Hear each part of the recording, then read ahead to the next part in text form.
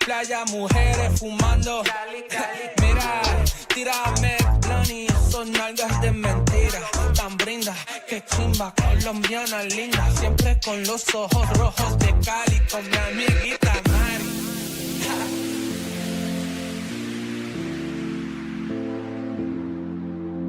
My head's in the clouds, can you bring me back down, boy? I need it. My head's in the clouds, can you bring me back down, boy? I need it. Need it. Need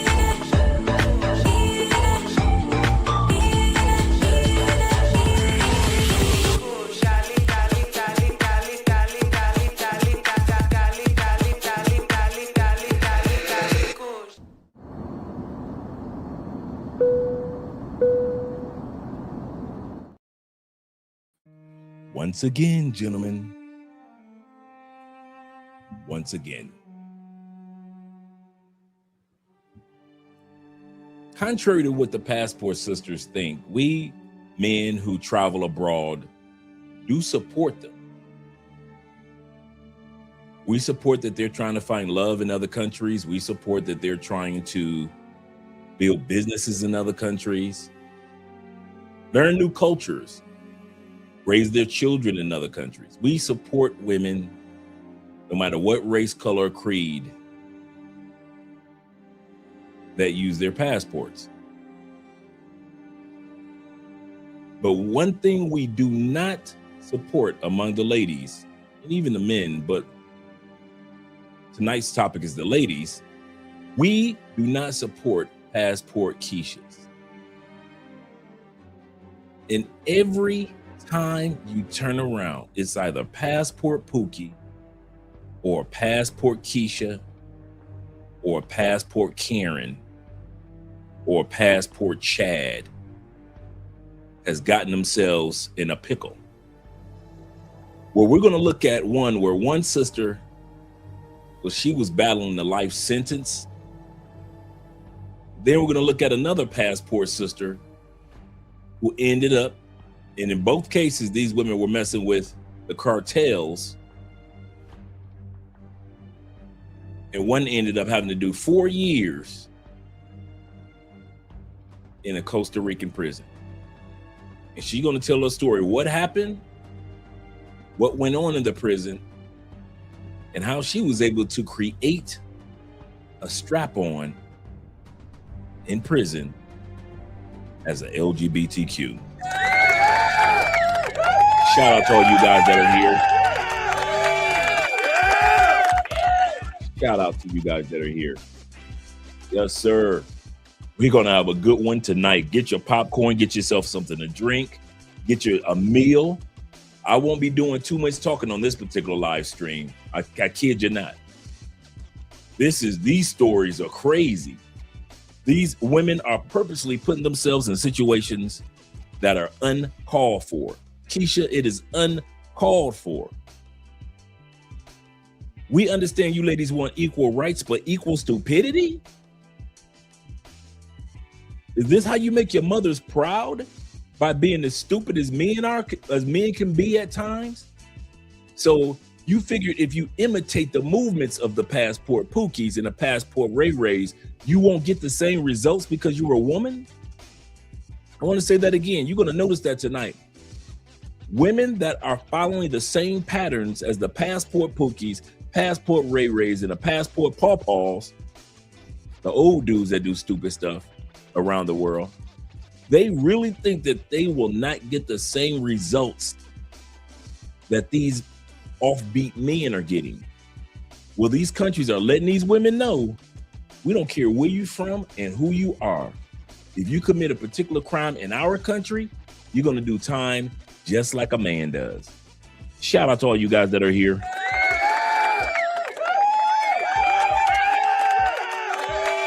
We got 26 in the we got 26 in the building. I might not be able to get through everybody's shout out because I know we got a lot of video. These stories are long.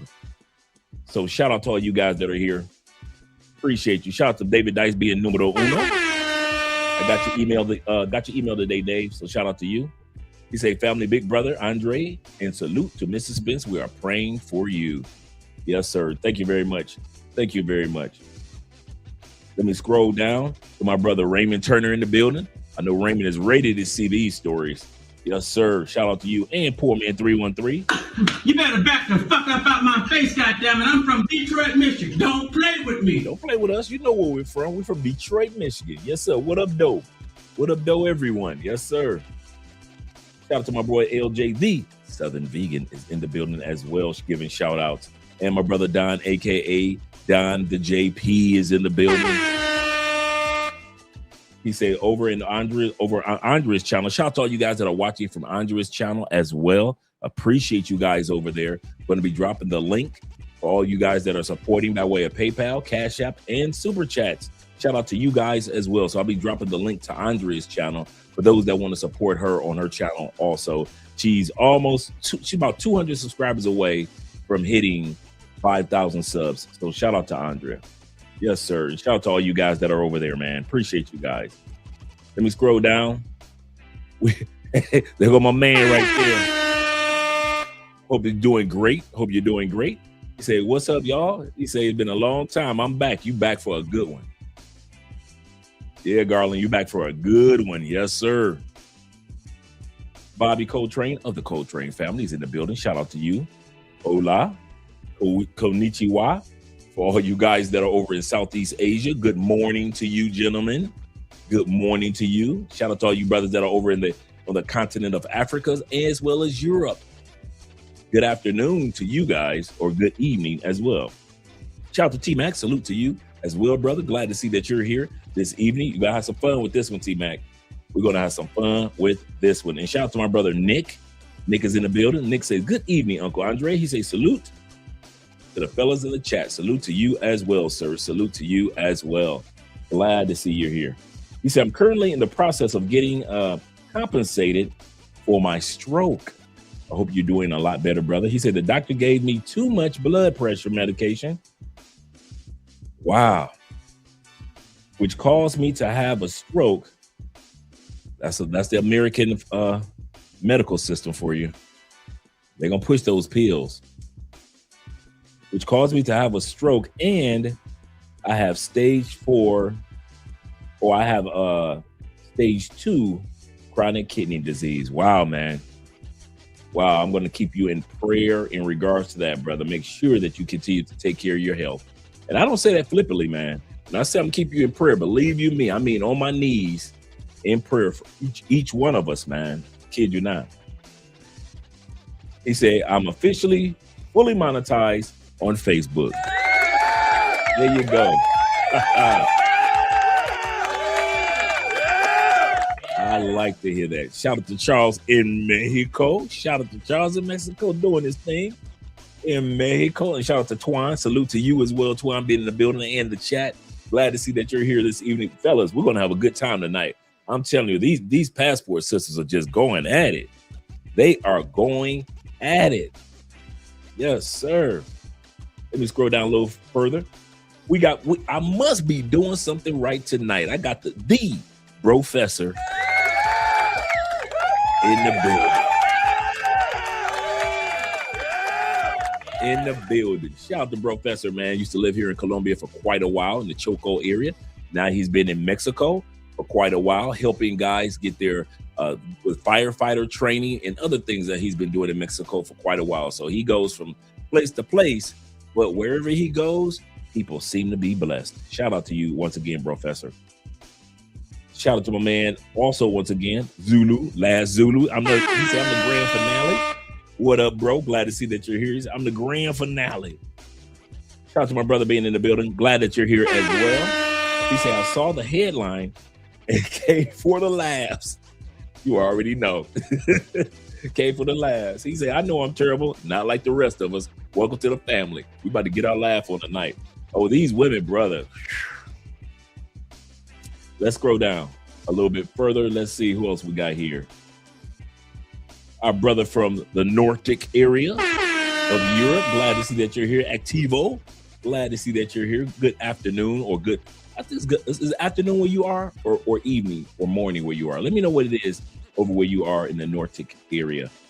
Shout out to you with the 25 love, man. We appreciate that.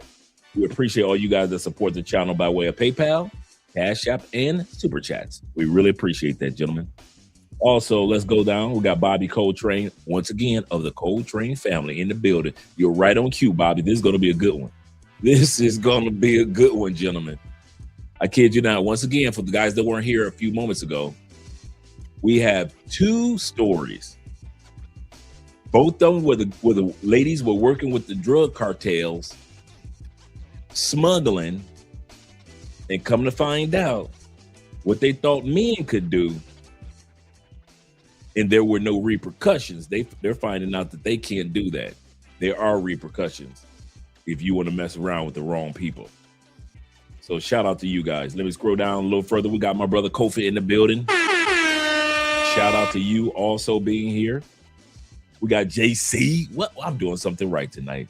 Greetings and salutations. He say, take ownership of your health. Absolutely correct, because your health is wealth. I actually do that, man. I'm always drinking healthy teas, detoxing.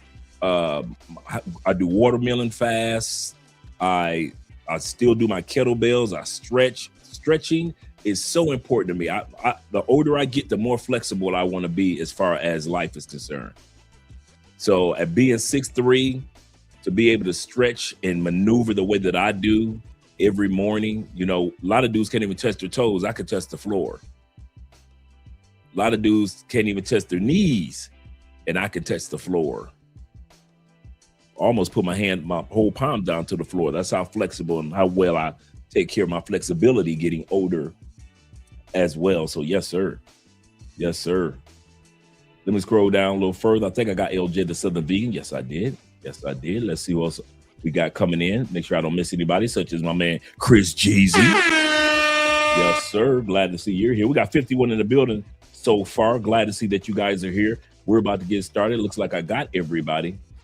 As I mentioned before, gentlemen, as I mentioned before, I know they follow us from country to country. In many cases, city to city in those countries. I know we get tired of them pretending like they are natives in that country. But one thing that these passport sisters aren't realizing, that you just can't take that same American attitude and I can do anything I want behavior, whether you're black or white, into other countries, because they will lock you up, ladies. They do not care about what race you are. They will lock your butt up. So again, we're going to be looking at two stories tonight of passport sisters that either are still doing time or did major time because they were working with the cartels. Let's change the music up. All right. And let's get started with the videos. Like I said, you guys won't be hearing too much from Andre tonight. Tonight is a night where I get the chance to sit back and enjoy the episode along with you guys. Once again, thank you for supporting the channel by way of PayPal, Cash App, and Super Chats. Let's get started.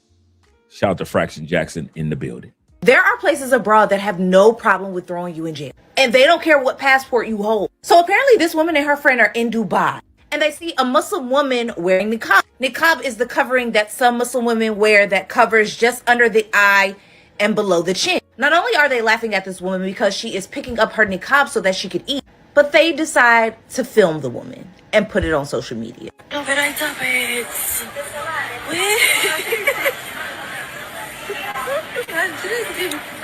So you're in Dubai and you're laughing at, Dubai, and you're laughing at, and shout out to my man, YouTubing is a habit in the building, as well as Kenny Peoples. You're in Dubai and you're laughing at the customs of these women. So you think that white privilege would transfer, huh? Big girl, you think that your white privilege translates to where you'd be able to just do anything you want in another country and get away with it. Well, let's see what happens. To which then it was reported that the Muslim woman went to the authorities, and those vacationers were not only detained, but jailed. If I've said it once, I've said it a million times, that it is imperative that if you're going to somewhere abroad, you need to learn the laws of that area of the world. And in the United Arab Emirates specifically, it is against the law to film someone without their permission. And not Boom. You're mocking their customs and you feel someone without their permission. And then here's the crazy part. Then you post it. Guys, most of us who are content creators know this. This is like the number one rule of content creating, right? When it comes to travel content. Never post your content while you are still in that country. Only an idiot would still be in the country in which you are mocking individuals. Anytime you see check and effect, he ain't in that country. Anytime you see Ace Live, he ain't in that country. Anytime you see Aaron, Black Man's Travel, a lot of times he ain't even in that country. Unless he's living in that particular country, of course. Realize, guys, most content creators know if I film something and it doesn't set right and I'm in this country, I can get in trouble. But these knucklehead women with passports who think that they can get away with anything have the audacity to post things while you're in that country. Have you ever noticed all the years that I've been here in Colombia, I've never posted anything about Colombia in the political sense? You know why? That ain't none of my business. It doesn't impact me. Who am I talking about getting a Colombian citizenship and I'm mocking the country that I'm trying to get a citizenship of? You think they don't see our content? You think the US government does not have monitors on our content after all these years? Yes. That's why they stop me every time I come to America and they check all my stuff. Long before they were checking y'all stuff. They've been checking my stuff for years. Every time I land in the United States, Mr. Spence, come with us. And I know they watching me as a content creator here in Colombia as well. So I'm not going to sit up here and talk about these people or mock their customs and cultures and then call myself wanting to become a citizen. It doesn't work like that. So make sure when you're going to other countries, do not break their rules. Because if you get caught up, like these women that we're going to see tonight, yeah, it's looking pretty bad. Shout out to all you guys that are here. Shout out to Jess Vaughn as well. not only is it imperative for you to know the law, but if you're not going to respect the culture of the places that you're going, why are you going there in the first place? I've talked about this with Mexico and Jamaica and people complaining about the spiciness of the food. If you cannot respect the culture and customs of the places in which you're going, you can always just stay home. So how do you go from doing this to then eventually getting locked up overseas? Because it sounds like in the beginning you were just doing stuff interstate. Right. So we got a sister right here, Passport Sis. She was pushing that weight in the States. She was pushing that weight in the States. and Passport Sis got caught up because she decided to want to push weight from overseas. Let's see what happens. So I was just doing stuff interstate, fell back from him, had not spoken to him in a while. And, you know, he reached back out and he was like, do you have a passport? And I was like, no. He's like, well, get a passport. I want to, you know, take you on vacation. I want to take you out of the country, get a passport. Well, I didn't know anything about a passport. Didn't know how to get a passport. I had to find my birth certificate, my social security card, my birth certificate. I remember it was all crumbled up. Back then you filled out the application and you had to mail your original certificate and social security card off with a copy of your ID and all of that. And my birth certificate was so bad, they mailed it back to me and said, we cannot use this. And I realize now that was God saying no. Okay. And we're talking weeks, you know, so he's like, you know, patiently waiting on me to get this while he's doing whatever he's doing, but he's keeping in touch with me and, you know, kind of pulling me back in. So I had to apply for a new birth certificate, wait for that to come back in. A couple more weeks went by. Then I finally got that. How do you tear up your birth certificate? Your birth certificate is an item that you rarely touch in life. Your birth certificate is something that you rarely even touch in life. How do you tear your birth certificate? Some of these Keishas, man, they can't even take care of a social security card and a birth certificate. And remember, we had a couple weeks ago, we had the one Keisha had the passport look like the dog bit out a page of her passport. How do you? I don't get it. I do not get it.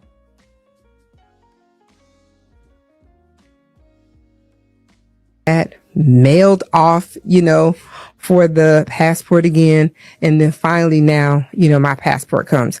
And I'm sure at least a good 6 months has passed, right? And he was like, you know, I'd like to, you know, go on vacation with you, take you out the country, et cetera, et cetera, et cetera. So we book a trip to St. Lucia. He ends up not coming, right? So he does not come, and I end up in St. Lucia with another group of ladies, not knowing that they were there for the same thing that I was there for, which was trafficking. And at that point, we're not trafficking marijuana or money, we're trafficking liquid cocaine. And of course, I didn't know that, you know? So I'm in St. Lucia. I'm supposed to be there, I think 4 days. I end up being there 7 days. And, you know, he's having somebody else explain to me that he wants me to, you know, bring this package, right? Okay. So now I'm used to getting whatever package and coming back home. Well, they want this package to go to England. So I have traveled from Atlanta, Georgia to St. Lucia. I'm on this island, and then I'm supposed to be getting this package from this island and traveling to England. I'm like, are you crazy? But now I'm here, and it's like I'm stuck, you know, because I had a one-way ticket there. Didn't realize that. So it was things like that where it's like, how could I be so naive or so stupid, right? So we get ready to go, and they give me these little juice boxes. It's like dozens of these. Have you seen like the little kids have like the little high C juice boxes of like apple juice or different little juices? And so they're giving me cases of those to take along with different stuff. Like I'm going to go visit somebody in England with these cases. And they said, you don't have to worry about, you know, the dogs or security or anything because of what it's aligned with. A dog can pass you and it won't smell it. And sure enough, when I was in the airport, a dog passed me and never barked, did not smell it. Right. So I go from this little plane in St. Lucia, and then I fly over to Martinique. And then we go from Martinique and I'm heading to England. It's supposed to be a straight flight. So I go through customs in St. Lucia. I go through customs in Martinique, no problem. I get on this flight and I'm headed to England. Okay. Okay, before we go any further, for all you guys that weren't here earlier, this young lady is, she knew a guy from the past when she was moving weight in the States. She lost connection with him. Years later, he says, hey, you got a passport. She's like, what's up? We about to handle something outside the country. So she thinking that she's just going on a regular little vacation, but she kind of knows who she's working with. So she's playing dumb, but she know that this dude was her weight, the dude that helped her move that weight back in the day. So she's trying to pretend like, I just didn't know. I thought it was just a regular trip. So let's continue on just to keep you guys up to date on what's going on. And shout out to my brother Will, my neighbor here in Colombia. He says, salutations, Andre and Andre in chat. Please smash the like button. Thank you very much, gentlemen, especially over here and on Andre Wallace TV. Support the channel by way of PayPal, Cash App, and Super Chats. Yes, sir, gentlemen. Thank you very much for supporting by way of PayPal, Cash App, and Super Chats. He said, wow. He said, what did I walk into? He said, I guess common sense is not common. Stay strong. Yes, sir. Yes, sir. Let's continue on, gentlemen. Midst of it, they come across the air. They're speaking French. I don't know what they're saying, but they are stopping this flight. So they didn't turn the flight around. They land the flight like in another island, right? So we land in this island and they're looking for this African-American woman with a bow. I had a bow. I was dressed, very nice, professional, with my hair pulled up with a bow. And they had all of us get off the plane, and we get off the plane, and then they asked me to step out. And then that's when I realized they stopped the plane for me. Okay. So back in Martinique, they had stopped someone else that had those same containers. And from my understanding, some days prior to that, somebody else had stopped someone with those same containers. So this woman that was traveling was somebody that had gotten arrested before for drug trafficking. And her record, I guess, was in the system. So they were like, oh, we need to check her. And they checked her. And they said, well, we just let somebody else through with these same containers, which is what made them literally stop this plane. So they pull you off the plane. What happens? So they pull me off the plane and they want to start going through my things. And they're like, do you know what this is? Where'd you get this from? And I was like, oh, I just got it so I can take it, to family in England. Who's your family in England? What's their name? It's amazing how they shipping stuff from drugs from the Caribbeans to England. Remember, we were watching the video last week or 2 weeks ago of the two young ladies that are going to be sentenced this month. And the least that they're looking at is 6 years. They've already been found guilty. The least that they're going to get is 6 years. They're from England and they're in Jamaica bringing drugs from Jamaica. So we got another passport, sis, bringing drugs from the island. They stopped the whole plane. They didn't even recognize her. They recognized the containers. That's the crazy part. They recognized the containers from the last arrest that they had. Shout out to my brother Will over on PayPal with the $5 love. Appreciate you, brother. And Willa says this, shout out to you, brother, being in the building. He said, only Keisha will be a drug mule on retainer for El Chapo. For real, seriously, man. I don't know what these women are thinking. They play so naive. I didn't know. I didn't know. Let me not interrupt. Let's continue on.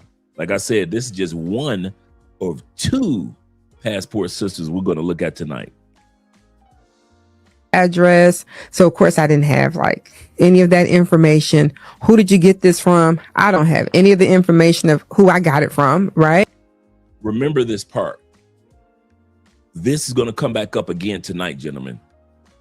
When they ask, don't forget, Where was your address where you stayed? I don't know. Who did you get this from? I don't know. Don't forget this. This is going to come back up again. Because I don't know these people, things are just being passed to me. And so, and I remember that night, while they were talking to me, they were trying to like interrogate me. I kept falling asleep. And so they were like, she must be on some drugs, you know. So when she goes to the bathroom, we need to watch her and see if she's passing anything or whatever. I wasn't on drugs. I think just from the shock of it, my body was shutting down. So I couldn't even stay awake for the interrogation, you know. So I think the fear was making me go to sleep. So they put me in a cell, and that was my first time, you know, ever being in the cell or whatever.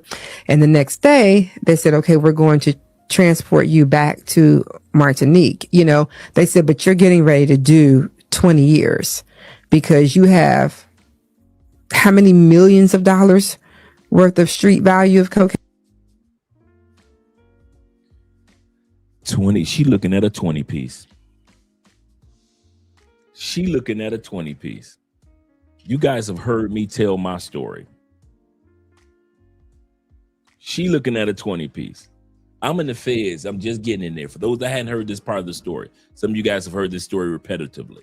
I'm just getting in the feds. I've been sentenced to 10 years. I'm sad than the mama. Now, mind you, I was looking at 135 years, between 135 to 165 years.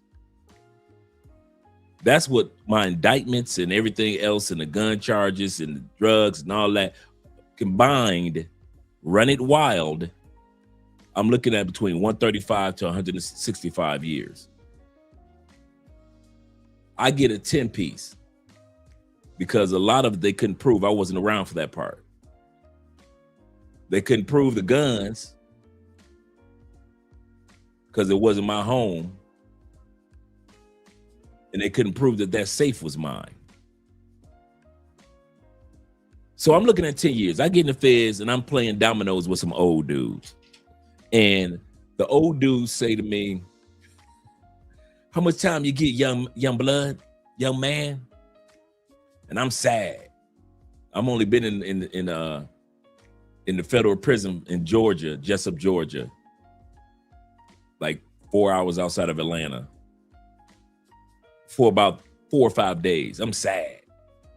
I'm telling the old dudes while I got my dominoes in my hand, man, I'm looking at, I got 10 years, man.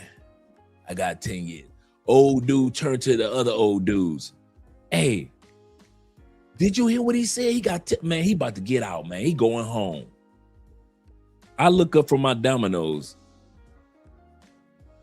I said, y'all didn't hear what I got 10 years. Yeah, young man, you going home. You all right. You good. Go on, play your domino. I'm looking like, man, I put my dominoes down. I say, bruh, how is it that I'm going home if I got 10 years? Them old dudes start running off their numbers. 24, 64, 35. And all these dudes were over 50. I said, yeah, I picked up my dominoes, kept my mouth shut, and I didn't shed another tear in the feds. I was good. Yeah, go on, take them dominoes, dog. Yeah, go on, take. Yeah, this is what we gonna do. This is what we gonna do. I started realizing, man, my little measly 10 years was nothing compared to the numbers that I was hearing. Some dudes had all day. Some dudes will never see the sun again. So for her to do a 20-year bid in another country, mind you, I'm in the feds in the States. But to be doing 20 years in another country, yeah, let's finish listening to this one. Shout out to all the Theo Dusties. That's what this is. This is one of Theo Dusties. Shout out to Theo. and you're getting ready to Praise the do Lord, brother. 20 years. And I was like, I'm not getting ready to do 20 years. I'm thinking to myself, they don't know who I am, and who I know. Like, I am not getting ready to do 20 years, right? So they transport me back to Martinique. And that's when I encountered the other Americans that they stopped in the airport. And that's when, I get to go in front of the judge. And in the meantime, my family's looking for me because I'm not responding, they can't find me or whatever. And I'll never forget, I had a conversation with the judge and she said to me, how do you feel about breaking up homes, destroying marriages, killing people's mothers and fathers and children? How do you feel? Oh, anytime the judge tries to guilt trip you, that means the judge is about to lay the hammer. Because that judge feels like you breaking up homes, you creating robbers and thieves with your drugs, you destroying our communities. Oh yeah, you looking at that bit. I was like, I don't do drugs. I don't even smoke. Like, I don't smoke. I don't drink. I don't do drugs.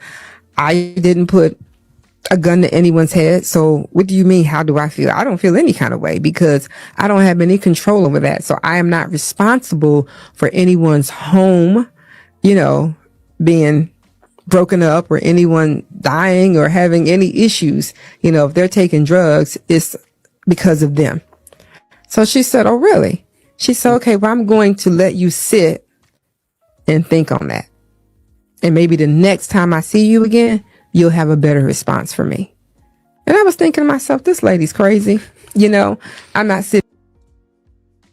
Keishas don't know how to be strategic, do they? No couth, no ability to negotiate. Instead of letting the judge talk, here she go. Telling the judge, I didn't put the drugs in their hand. They did it on their own. Even though that might be true, this is not the time to be arguing with a judge that could put you away for 20 years. That's how stupid some of these, yep, you called it. You called it. No sense of accountability. You called it 100%. I didn't have to say anything. Anywhere, I'm going to call my folks and be out of here. Well, I sat for 2 years before I saw that judge. And so I was, at this point detained in Martinique, in a country where they speak French. People know very little English. I took French in high school. I took Spanish in high school. I don't remember any French or Spanish. And they were the same way. They took a little bit of English here or there. They didn't remember anything. So here I am being detained in another country. You do not get a phone call. Okay. They're like, when a missionary comes to see you, you can ask them for some paper and, see if they'll mail your family a letter. You don't get a phone call. The missionary might come, and in the name of the Lord, they might send a letter to your family who you hadn't spoken to in years.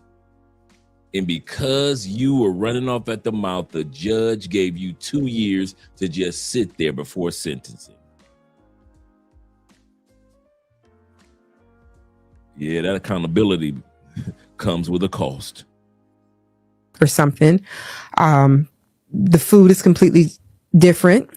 I'm in a place now where you're taking showers outside. Their showers were like that, something when you go to like a beach or, the pool, there's no hot water, and all the toilets sit in the floor. I'm like, you've got to be kidding me. Right. I was like, I'm an American. And she's still, after 2 years, she's still hollering at, I'm an American BS. For all us men, we know that I'm an American BS don't mean nothing outside of America. Y'all need to let me go. No, you're an American and you brought drugs into our country. You're going to sit for 20 years. Hey, friends, listen. She got 20-year bid. Look how old she is now. She looked like she's in the mid-40s or almost 50. Not this one right here, but this one right here. Look like she's in her 40s, going on her 50s. 20 years gone.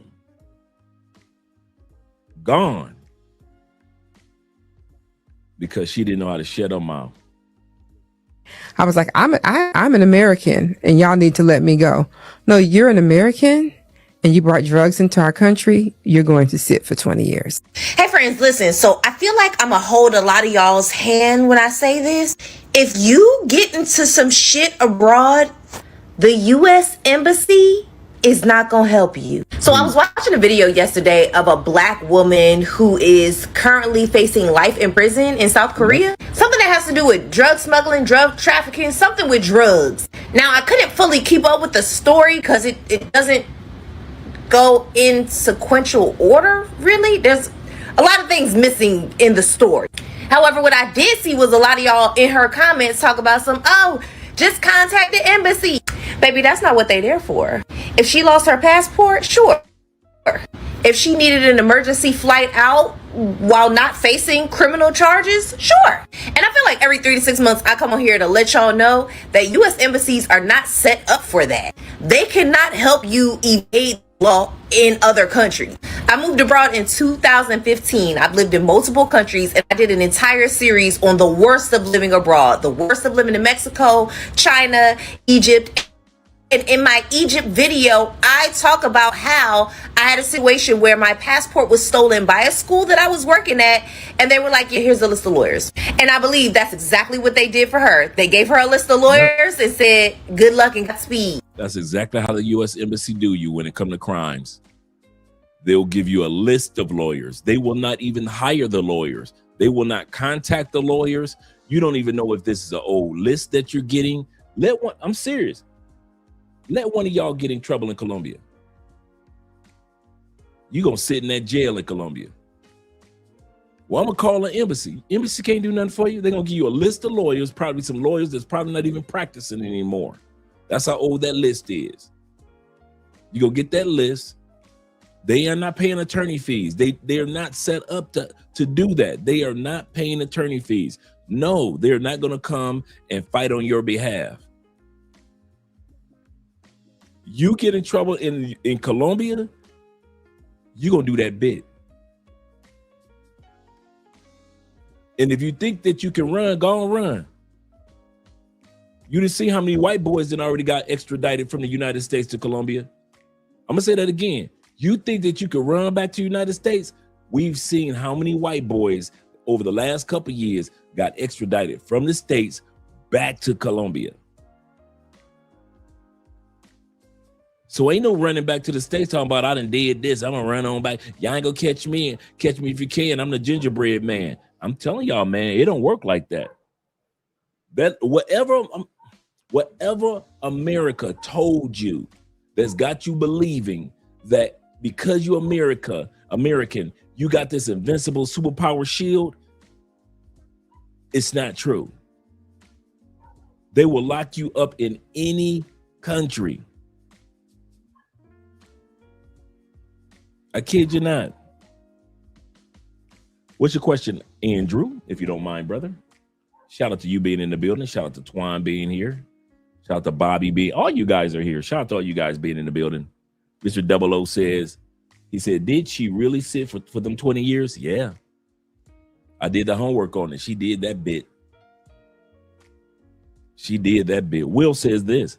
He said, correct. The U.S. and Will, believe you me, if anybody knows about this, Will knows for working in the military behind the scenes, and he knows things that most people don't know. And he has attorneys down here that he works with when it comes to his relocating. And Will knows this. So if anybody can tell you other than myself, Will, T-Mac, and a bunch of other brothers that live down here can tell you.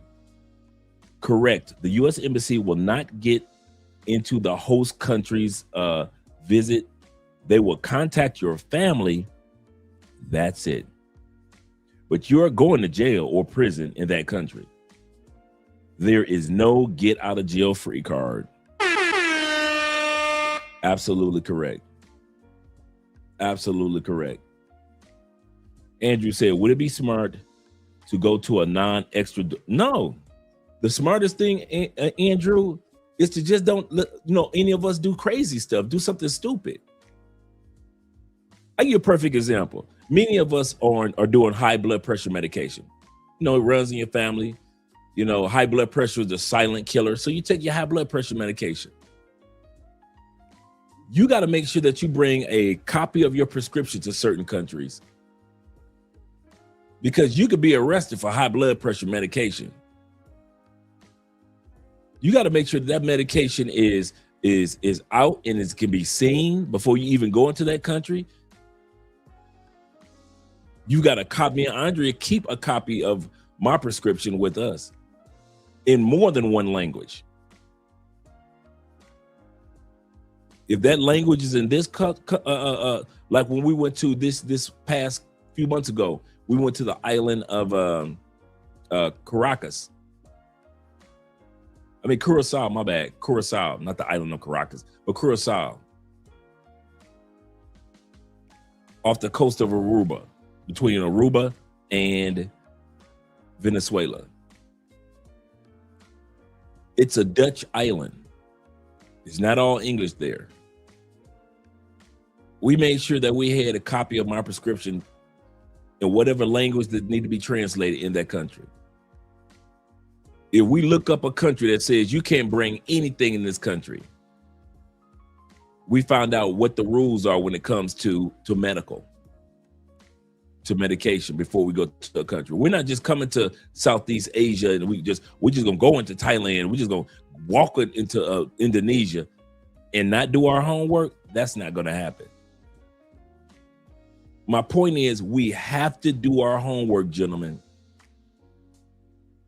But when it comes to this smuggling that these ladies are doing, yeah, that's not even us anyway. Let's let the sister finish.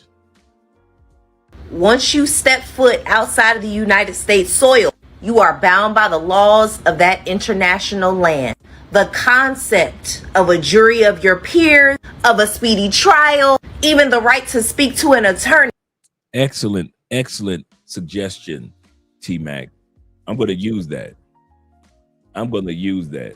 T-Mac says some countries, the prescriptions are not enough. And that's why we do our homework, because you're 100% correct. You are 100% correct.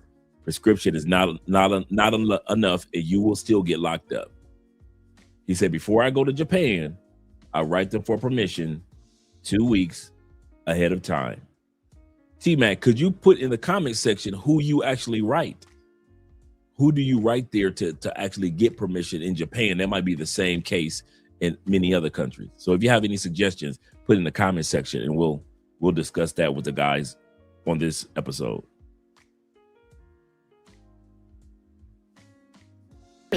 Are your rights in the United States. So understand, if you get into some shit abroad, this not gonna save you. This might, but this not gonna save you. All right, so we got past the first sister. Now for the sister that we have on the thumbnail that went to jail for working with the Colombians, got locked up 4 years in Costa Rica. I'm going to remove this. She got locked up 4 years in Costa Rica. She's going to share her story and what the heck happened to her. Dead ass. When you don't have a plan, like right out of high school, that's just what happened. She was 18 years old when all this went down. 18 years old. Let me make sure I got all the super chats. Looks like I get everybody. Let's continue. Happened to me. I didn't have a plan. Nobody was pushing college, so where I end up at? Locked up. So as soon as I get out of high school, basically ended up in jail. So the first time I did it, did I ever tell you this story? No. The first time I did it, I First time you did what? went to Costa Rica. Okay. So she has done this muling more than one time, and she finally got caught. first time I went to Costa Rica, I was broke, right? Okay. So my brother had just had his accident. So my family life was just all over the place. I'm out of high school. Nobody was pushing college on me. Nobody was pushing. There was no push to do anything. Basically, it was like all growing up, it was, you know, when you get 18, get out the house. That's all we heard. You turn 18, you gotta get out the house. You gotta get out the house, but get out the house and do what? You know what I mean? If I was gonna go to college, that's some shit I had to figure out on my own. Well, I don't know what you're gonna do, but at 18, you getting up out of this house. Well, by 18, we ain't had no house, no home, or nothing like that. We was, you know, spread out all over the place. And my brother, like, shortly after I graduated, and however I graduated, that was a miracle. But shortly after I graduated, he had the accident. So, you know, it was really bad. So my mom had to stay at the hospital with him. We always there for the most part. Then I'm back and forth going to New York, you know, staying with my god brother, just on some broke stuff, doing all kinds of strange things for a piece of change, right? Some real. So then my cousin approached me with this situation, like, yo, you want to go to Costa Rica? You can make, you know, some bread. You just go there, bring back some, you know, some. So then my cousin approached me with this situation, like, yo, you want to go to Costa Rica? You can make, you know, some bread. You just go there, bring back some, you know, some weight, and you get broken off. And I'm like, well, hell yeah, because I'm broke as a joke. All right, so he introduced me to the man, right? Okay. And he breaks down how it's supposed to go. So the man helped me get my passport. So I got my passport the same day. So when you go, like in New York, I had like, was it fake? I think it was like fake flight itinerary or whatever. But if you go to the passport agency in New York, or any major passport place, you can get your passport same day. So I got my passport same day, and then I was on a flight. I ain't never been out the country or none of that. On a flight to Costa Rica. Dang. I ain't even never heard of Costa. I didn't even know Costa Rica, and that's crazy because in geography class, I think we did have to do a map of the world, right? And we had to draw all the countries. You had to learn about all the countries. Yeah. I ain't remember no Costa Rica. I didn't even know what the hell that was, but I'm in Costa Rica on something like, now everybody hear it. Costa Rica's all exotic and beautiful, and it is beautiful, but now everybody know about Costa Rica. Anyway, I'm in Costa Rica somewhere, get picked up from the airport. I'm with the man's girl. So his girl live out there, his mom live out there. Pick me up from the airport, take me to this place called Cahuita. I'm in Cahuita. Cahuita's like this little village type of place, like right outside of Limon. Limon is like the section in Costa Rica where the blacks are. So they speak patois, they have their own little carnival. So it's like baby Jamaica or something like that in Limon.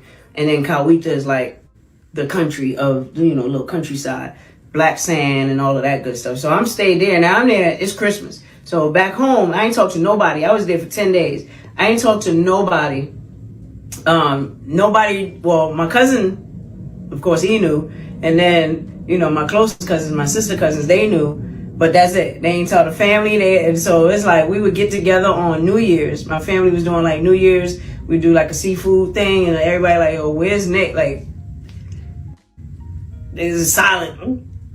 Don't nobody know where. For 10 days, nobody knew where I was at. I'm gone. I think they was about to put out a missing person on me or something. You see how stupid that is? A couple of things happened. We're going to come back to her video, of course. It's a long story, so we got it all. And it is from one madness to the next madness. 3 things happened in this young lady's life at 18. She was bold enough to go, she was bold enough to go to another country that she had never been to before, never explored before, never muled drugs before, and she hasn't communicated with none of her family, except for the ones that were involved in the drug trade. She doesn't know who it is that she's getting the drugs from. All she knows, she get off the plane, and some people came and picked her up and took her to a small town in Costa Rica. 2, American families do have that habit of pressuring young people to get out the house at 18.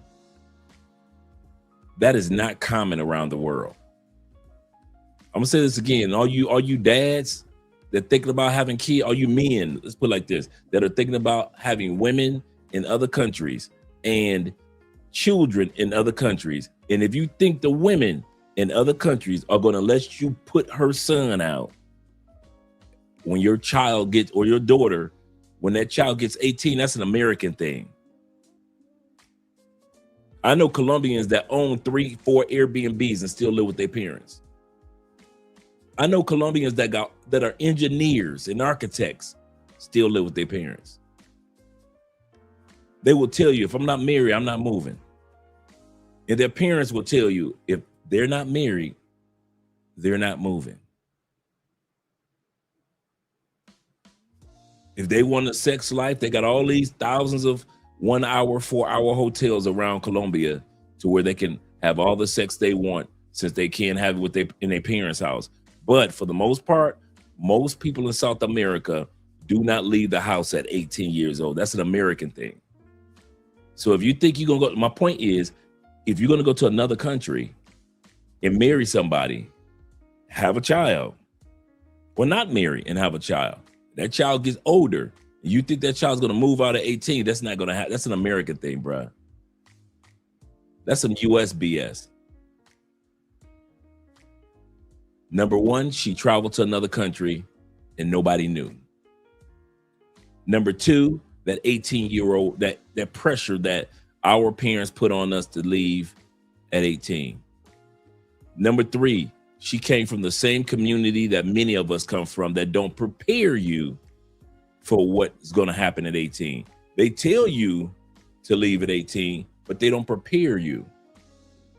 A lot of our parents say you either go get a job, go to college, or go into the military. But they rarely help you with either one of those. Job, college, or military. But you guys who are in the military, you take it for granted that, hey, my family that's not common in the neighborhoods that we grew up in.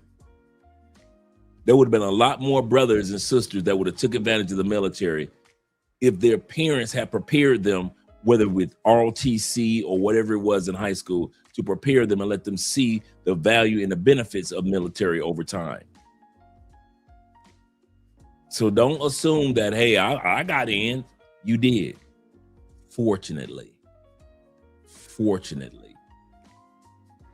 Because a lot of times our families will tell you to get out at 18, but don't tell you about how to get scholarships, how to get Pell Grants for colleges. All they do is tell you got to go to college, you got to go to work, or you got to go to the military. But they do not prepare you for either one of those three.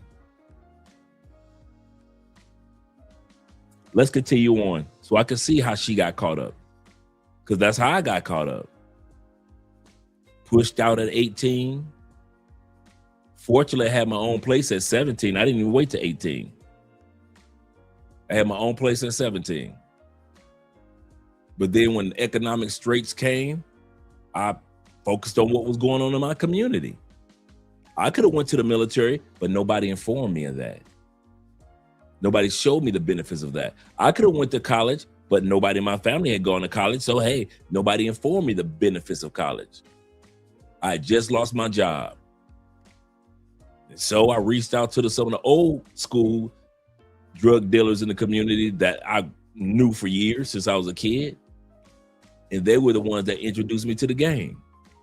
It's amazing how the Black community, the older ones, were able to introduce me to the game. But when it came to introducing me to the military, I had nobody. When it came to introducing me to college, I had nobody. When it came to introducing me to a solidified job at that time period at 18, I had nobody. But when it was time to be introduced to the game, everybody had something to say. Everybody had weight for me. Everybody had poundage and O's for me. Everybody had cakes for me. Everybody know how to show me how to cook it and whip it up. Cook it in a pot, cook it in the microwave. It's amazing how all this information came about when it was time for me to do something dastardly. But in my neighborhood, when it came to do something good at 18, all you were told is that you got to get out at 18. Shout out to Will. Will says this. He said, Dre, glad you brought that up. He said, most Colombian parents will not let you sleep in the same room there if you're not married. I was telling a brother this yesterday. I was talking to, today. Shout out to my brother, a black Muslim, my tutor, right, with Theo's class. And we were just talking, just in general. And I said, this is how Colombians work. True Colombian families, not them raggedy families that y'all like to hang out with. A true Colombian family, if that woman comes to your Airbnb, let's say your home. Let's say you live here like Will or T-Mac or J. Clyde, right? Any of you brothers that live here in Colombia, this is how it works. Woman comes over to your house. She lives with mom and dad. She's 27. Great job, good person, great parents. She comes to stay with you tonight. That's night one. Maybe a couple days later, a couple weeks later, she's spending the whole weekend with you. That's strike two. Before the third time happens, many Colombian families will tell you and her, if she go back to your house and stay overnight in your house, and T-Mac and all y'all confirm this, if that woman stays in your house, her parents will tell her, come get your stuff. And they won't say it mean, come get your stuff. That's your man. And they will tell you, that's your woman. We don't play that here in Colombia. We don't play that just she going to your place, sexing it up, and then come back to our home to live, and then go back to your place, sexing it up, and then come back to our house, and we pay the bill. No matter how old she is, no matter how great her career is, no matter how good if she's such a good woman, and you such a good man, you such a good catch from America or from Europe, those women in real families, real Colombian families, you ain't no Colombian female be going back and forth sleeping in y'all bed. That's another sign that you were the trashy Colombiana. I'm gonna say that again. That's another sign that you were a trash Colombiana. You don't, these families here, you ain't gonna just be, this is a conservative Catholic country. You think that you're gonna be in her parents' face, come and have her leave in the Uber, come over to your spot, set you up, leave, then a couple days later, stay the whole weekend over there, set you up. You think that, Colombians do not play that. By the third or fourth time that happens, the parents are telling her, pack your ish, that's your woman. Sir, that's your man, that's your responsibilities. That's how Colombia works. Them trashy chicks that y'all deal with, y'all think that that's how Colombia, no, that's not real Colombia. That's why we trying to tell y'all, do not judge Colombia by Medellin or Cartagena. Real Colombia, they don't play that. They daughters sleeping around like that. They do not play that down here. If we gonna keep you in our home until you 32, or until you get ready to get married, or until you get ready to get in a serious relationship, that does not mean that you just go out there, sex up somebody every week and every weekend, and yet you living in our house as a grown woman. Colombians don't play. Y'all crazy. Y'all got Colombians effed up, bruh. Y'all got Colombians F up. They do not play that here at all. T-Mac says this. Let me scroll back to T-Mac. He said, you can have all the sex you want. They just don't stay the night. That's exactly what you do. He ain't never lied. Enjoy all the sex. But that overnight staying at your spot, your Airbnb, baby, stay with me the whole time. That's why I be knowing y'all be with some trashy Colombianas. Because real Colombianas, they ain't even in the habit of staying overnight. They know their parents ain't gonna dare let them stay overnight in no dude's house. That's a great way of putting it. That's absolutely correct. Absolutely correct. They do not play that.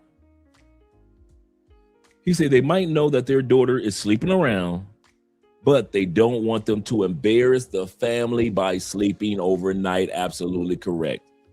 One of the things that Andrea was telling me when we first got together, The reason why she wasn't out there in them streets, even while she was in Medellin, and she wasn't out there wilding and everything, and she was in Medellin after college, living by herself for 2 years, and her uncle, and they had their own company. Andrea used to have her own company, and Andrea said, I did not want to dishonor my father's name. Even though my family's back in Cali, I don't want anybody to even imagine they could disfame my family's name by sleeping with me and having me all up in their Airbnb. She said, and I had a bunch of American friends. She said, but I refuse to let somebody disfame my family's name with my behavior. Shout out to Julian. He said, hi, I'm looking for a serious relationship. No passport bros who like prostitutes. Thank you. That's serious. Yep. So when the women, so if you're looking for something serious in Colombia, I'm serious, guys. If y'all looking for something serious in Colombia, quality women, you ain't gonna get her to stay overnight like that. You get all, like he said, you get all the sex you want, but staying overnight, no. So let's go back to the sister story. I'll shut up. Like I said, y'all hear from me just a little bit tonight, but the sister is telling her story. So let's bring that beat back. We got quite a bit to look at. I was there for 10 days. I ain't talked to nobody. Nobody. She's in Costa Rica right now, 10 days. She's muling drugs for the first time, and she hasn't even talked to anybody in her family. Her mother didn't even know. Well, my cousin, of course, he knew. And then, you know, my closest cousins, my sister cousins, they knew. But that's it. They ain't tell the family. And so it's like we would get together on New Year's. My family was doing like New Year's. We do like a seafood thing, and everybody like, oh, where's Nick? Like, true. It's silent. Don't nobody know where. For 10 days, nobody knew where I was at. I'm gone. I think they were about to put out a missing person on me or something. Dang. But yeah, so 10 days. I'm in Costa Rica. Christmas Day, I'll never forget. It's hot as hell, and they got like Santa Claus decorations, but it's hot. I've never experienced. I'm used to being in New York. Right. It's cold. You know, it's Christmas time, snow, cold, and I'm like, that's too hot for Santa on this beach. Right. But yeah. So I spent Christmas that year on the beach. This is before Costa Rica was popular. Okay. And a destination place. I mean, maybe rich people already knew like to go there and do some whatever, but nah. But it wasn't given like all inclusive. No, it was nah. I wasn't giving Aruba. Like okay. Not then. Like not how it is now. But I was kind of like isolated. You know, they made sure I ate. I stayed in like this little, because it's underdeveloped, so it wasn't like running water, so to speak. It was. What? So you couldn't wash your ass? It was. What are you talking about? There may have been, but it like come out of a pipe, but cold. Like they didn't have like hot water. It was like, it was crazy. What? That first trip was crazy. The whole living situation. I think we had lamps. Like it wasn't. I don't know. They had me like a little lab rat or something. Like that joint was crazy. Anyway, I'm there 10 days. For the most part, I was left alone. But they didn't treat me bad. Like I wasn't in no hostile situation. It just was like, you here to do a job. Like we're not your friends. You know, you're a little worker. Did the people you went with, they spoke Spanish? I didn't go with anybody. I went alone. They just sent you over there? Yeah, they just sent me over there. How did they identify me when I got to the airport? I just looked like that nigga that needed to be. I looked like the one that they was waiting on. Like they had my flight information, so they knew who they was waiting on. You know, maybe there was a description of me. I don't know. Maybe old boy told them what I had on type thing. So I was identified, picked up, and driven all the way down. Because like the airport was in a place called Alajuela. So from Alajuela to like Cahuita, that's like going from, shoot, that drive was sick. That's like going from, let's say Charlotte to like, I want to say probably like Richmond or DC, something like that. Okay. That's about the distance from the airport to where I ended up staying those 10 days. Then came back to like the city part. Did I get bagged up? But let me tell you how I got bagged up. All right.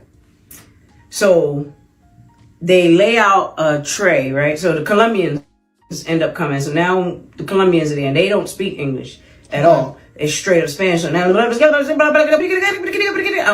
talking about, but they're getting the pack ready for me to, put it on my legs. So they layer the bottom. So it's like a tray, like a bacon tray, so to speak. And they layer it with, so the reason why I had to stay there for 10 days was because to not trigger anything. Nobody goes to Costa Rica for a few days and come right back. Like, what are you doing? So it had to seem like a vacation. And that's what he was telling me. You go, act like you're on vacation. They ask you any questions. You went to see your family, all that good stuff.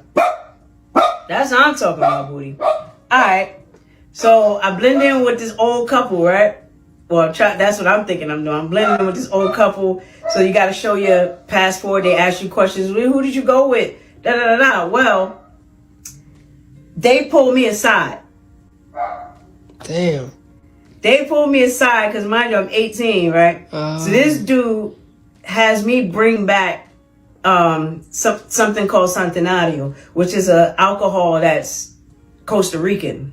So he wanted me to bring that back, right? And I had the poor ass suitcase that it only has straps and like what you call it, like linen. I don't know what type of material. Them old ass suitcases. There's no wheels. You got to carry it, and it got like material. The old joint, right? Well, the bottle was wrapped in my clothes, so the bottle bust on the plane. The bottle bust, so it was leaking, and of course you could smell the alcohol. So that's what they pulled me aside for. And they going through they got my suitcase laid out on the table, drawers, all that. And asked me questions. So yeah, what you went to Costa Rica for? And I'm like, yeah, no, my family from Costa Rica. Oh yeah, this your first time going? Yeah, it's my first time going. I brought this bottle back from my uncle. They like, yeah, you 18. You got to be 21, the legal limit to have alcohol is 21. And I was like, yeah, this alcohol, this bottle, I just brought it back for him, is whatever, but it's busted. So I didn't technically bring anything at this point. Right. But they just grilling me. And I'm like, yeah, no. Oh, God, this was intense. I am scared to death, just freestyling all kinds of nonsense off to the cops while they, going through, they checking the bag, they checking everything, and I'm like, yo, scared to death. Zip it up. They was like, all right, so I put the bag on a cart, because they got like carts, like the suitcase carts. Put the bag on a cart, and I see a police officer that's getting off, right? And I see a police officer that's getting off, right? And I just go join up with the cop, like, hey, can you tell me why would which you way? go run to the cop? Why would you run to the cop? To the cop and was like, can you what? tell me, am I going the right way to get out? Because now I done lost the family that I was trying to keep up with to feel, not feel alone. Doing too much. But She is doing too much. This is the first time she went muling, trying to make it back to the States. take them down with me. I'm going down with them. Right. My grandparents. They brought me on this trip for my graduation. Yo, alright, so I see a police officer getting off. And I'm like, hey, am I going the right way? Where you trying to? I'm trying to get to the exit and meet my uncle, right? So I just felt comfortable walking with the cop, right? So we walking side by side with 3 kilos of coke, me and the cop in the airport. And it's just like, so how'd you like Costa Rica? Oh, Costa Rica was amazing. It was beautiful. I was on the beach. So she's back in the States to keep from looking like she's guilty. She's walking with a cop because she feel like if I walk with a cop, I ain't gonna be bothered by no cops. Black sand, and I'm just talking all kinds of stuff, right? So when we get out into the area with the people, he sees me with the cop, and he's panicking like, yo, what the? He leaves out the airport. I'm like, no, that's him. All right, nice to meet you. Damn. He out, and I'm chasing him down. Like, where's you going? Yo, dude. That's crazy. Dude, now he's like, Yeah, I would act like I ain't know you. Yo, he was like, yo, get away from me. I don't know you. I'm like, but you do know me, son. That's crazy. And I chase him. I'm chasing him down. He's like trying not to run to the car. So he had the car parked. I want to say it was like the top level because it was snow. I can't remember. He had the car parked at the airport. Somewhere, wherever he had it at, it was snow. Because I followed him. I don't know where you're going without me. I'm pushing his car, trying to get through the snow, take the bag off. I'm dragging it. That's crazy. I'm like, you ain't getting away from me. Get me out this airport. So she's back in the States, I believe, the New York area, New Jersey area. She sees either her cousin or somebody else that's supposed to pick her up from the airport. They see her with a cop, start running. She's chasing them. She's dragging the drugs in a bag. She's back in the States. It's snowing. And she's trying to catch up with the dude to let him know it's all good. I was just walking with a cop as a decoy. So he get in the car. I'm like, what's I'm not even thinking, oh, I'm walking with a cop this time. Right. This dude is running for me. I'm like, yo, and he's like, somebody following you? Right? He yelling, is somebody following you? I'm like, no, we good, dog. Like, we're good. And as soon as I get to the car door, the passenger side, I just dropped to my knees and I'm like, because it was just like high intensity. Yeah. And yo, I dropped to my knees and I'm like, oh God. And so I get in the car, and he's like, what happened? And I tell him the whole story. Like, yo, he was like, what? And now he's just like cracking up. Now he's like, yo, you are something. I'm like, yo, I had to blend in. I'm like, I just said, forget it. If I'm already walking with a cop, ain't no cop gonna bother me. I'm with a cop type thing. That was what my mindset is. I'm with a cop. If y'all thinking something, the cop already got me. Like, you know what I mean? Just, I just felt comfortable just to be with the cop. Like, yeah, I'm safe with the cop. Whoever I am, the cop know all about me and whatever. Like, I just felt, that's why I chose to walk with the cop. Only you. So we get to the crib. Now we gotta cut this shit off of me. When, if you could have seen my legs were so blistered and cut, and from the tape ripping off, from the seasoning burning me, my legs were scarred. Like, it was crazy. And then he laid out all his bread on the bed, and that was like, wow. You know what I mean? 'Cause I had zero to now, got these stacks. And then he came back the next day to the crib. Now he wants me under his wing. Like, yo, he's like, you so smart. You this, he's just now, he's infatuated with me. Not in no, crazy way. But he's like, yo, this girl is off the chain. Came back the next day, gave me more bread, another 1,000, and was like, yo, I want you to roll with me. So I was like, listen, I gotta go see my moms. I gotta go see my brothers. So by this time, my brother, he's not in the hospital. He's like in this he's in the hospital, but the family could get like a hotel type of, or extended stay type of place to visit with him or whatever. So it's like a hotel, but it was like all the amenities, the kitchen, all that kind of stuff. So that's when I went down there, bought my brothers like PlayStations and games and coats and clothes. I just, went all out for my brothers. Merry Christmas. Yeah. Ho, ho, you know what I mean? Like, came back, looked out for the family.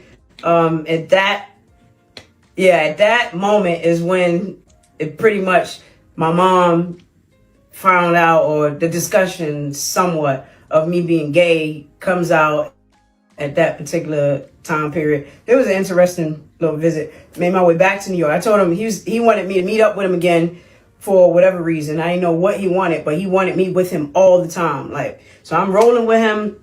I'm cooking. He gets somebody to teach me how to cook. So I'm cooking.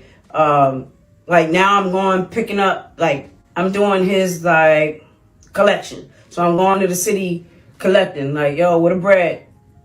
So I'm hopping around different places, collecting his bread, coming back, cook up a batch.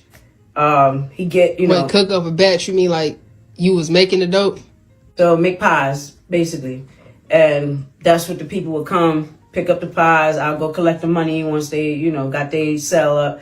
So it was like a whole little operation. It was pretty, no, it wasn't pretty dope. It was mad dope. So anyway, we were staying in this brownstone, right? And we were on the bottom floor. Me and my godbrother on the bottom floor, another couple over us, and then at the top was empty. But nobody was coming to collect rent. And that's a whole nother world. Life is two 18-year-olds in a brownstone just wilding, like on some whole nother shit. So I was like trying to stack up bread to, in my brain, I was gonna fix up that top floor and then rent it out. How you gonna rent some shit you don't own? So this is crazy. So she's in New York. They are squatting. Two 18-year-olds are squatting in a brownstone. They're not paying any rent. She's thinking because the second level has a couple living there, but the third level is empty. Now they're already squatting on the first floor. She thinks she gonna take her drug money, fix it up, and I guess she gonna rent out the top floor of the building in which they're already squatting. You can't make this up, says Kevin Samuels. You cannot make this up. And rent it out to some people on Section 8. Like, I just had a whole plan in my head. That's what I thought I was going to do. Start, like, you know, I was going to pay crack. That is a 313 hustle. I ain't going to even lie. Shout out to Detroit. Crackheads was going to be my GCs. I was going to pay some crackheads to, you know, build, because niggas in the hood, like, know how to do all kinds of stuff. And crack, you know, crack is all over the hood. So crackheads, you know, give them a couple dollars. So I was going to get cheap labor, get it built. Like, I had a whole plan in my head. Like, we could rent that joint out. My aunt used to work for Con Edison, which is like Duke for New York. Okay. And she couldn't figure it out. She wanted to know who, you know how my family, you know how they be in your shit, like, how you living, who? So she want to run the account to see how y'all living, who's paying electricity, how much is rent? I was like, I don't know. Don't nobody come and collect no rent. I don't know. We just live there. Wait, so how y'all get the keys to the spot? My godbrother. He just took you to the spot. His mans had the spot. We put him out. How y'all gonna put him out the spot that he was squatting in? Now y'all squatting in the spot. Now y'all about to rent the spot out. Damn. We put him out. So somebody else was squatting before they came to squat. They put the original squatter out so they can squat. And now they want to rent out the spot in which they were squatting. Okay, New York. But he told me I could move in. So my brother told me I could move in. And then he's like, yo, take that nigga room. Like, let's just take it. Just took his room, got him all out the situation. All right, I'm working with old boy. I'm working with the man. And at this point, I done found somebody to go and do the trip, got paid off of that. I'm doing, you know, whatever he had me do. I didn't have like a set roll. I just was rolling and getting paid to roll with him type of thing. And he gave me about a pound of trees, gas or whatever.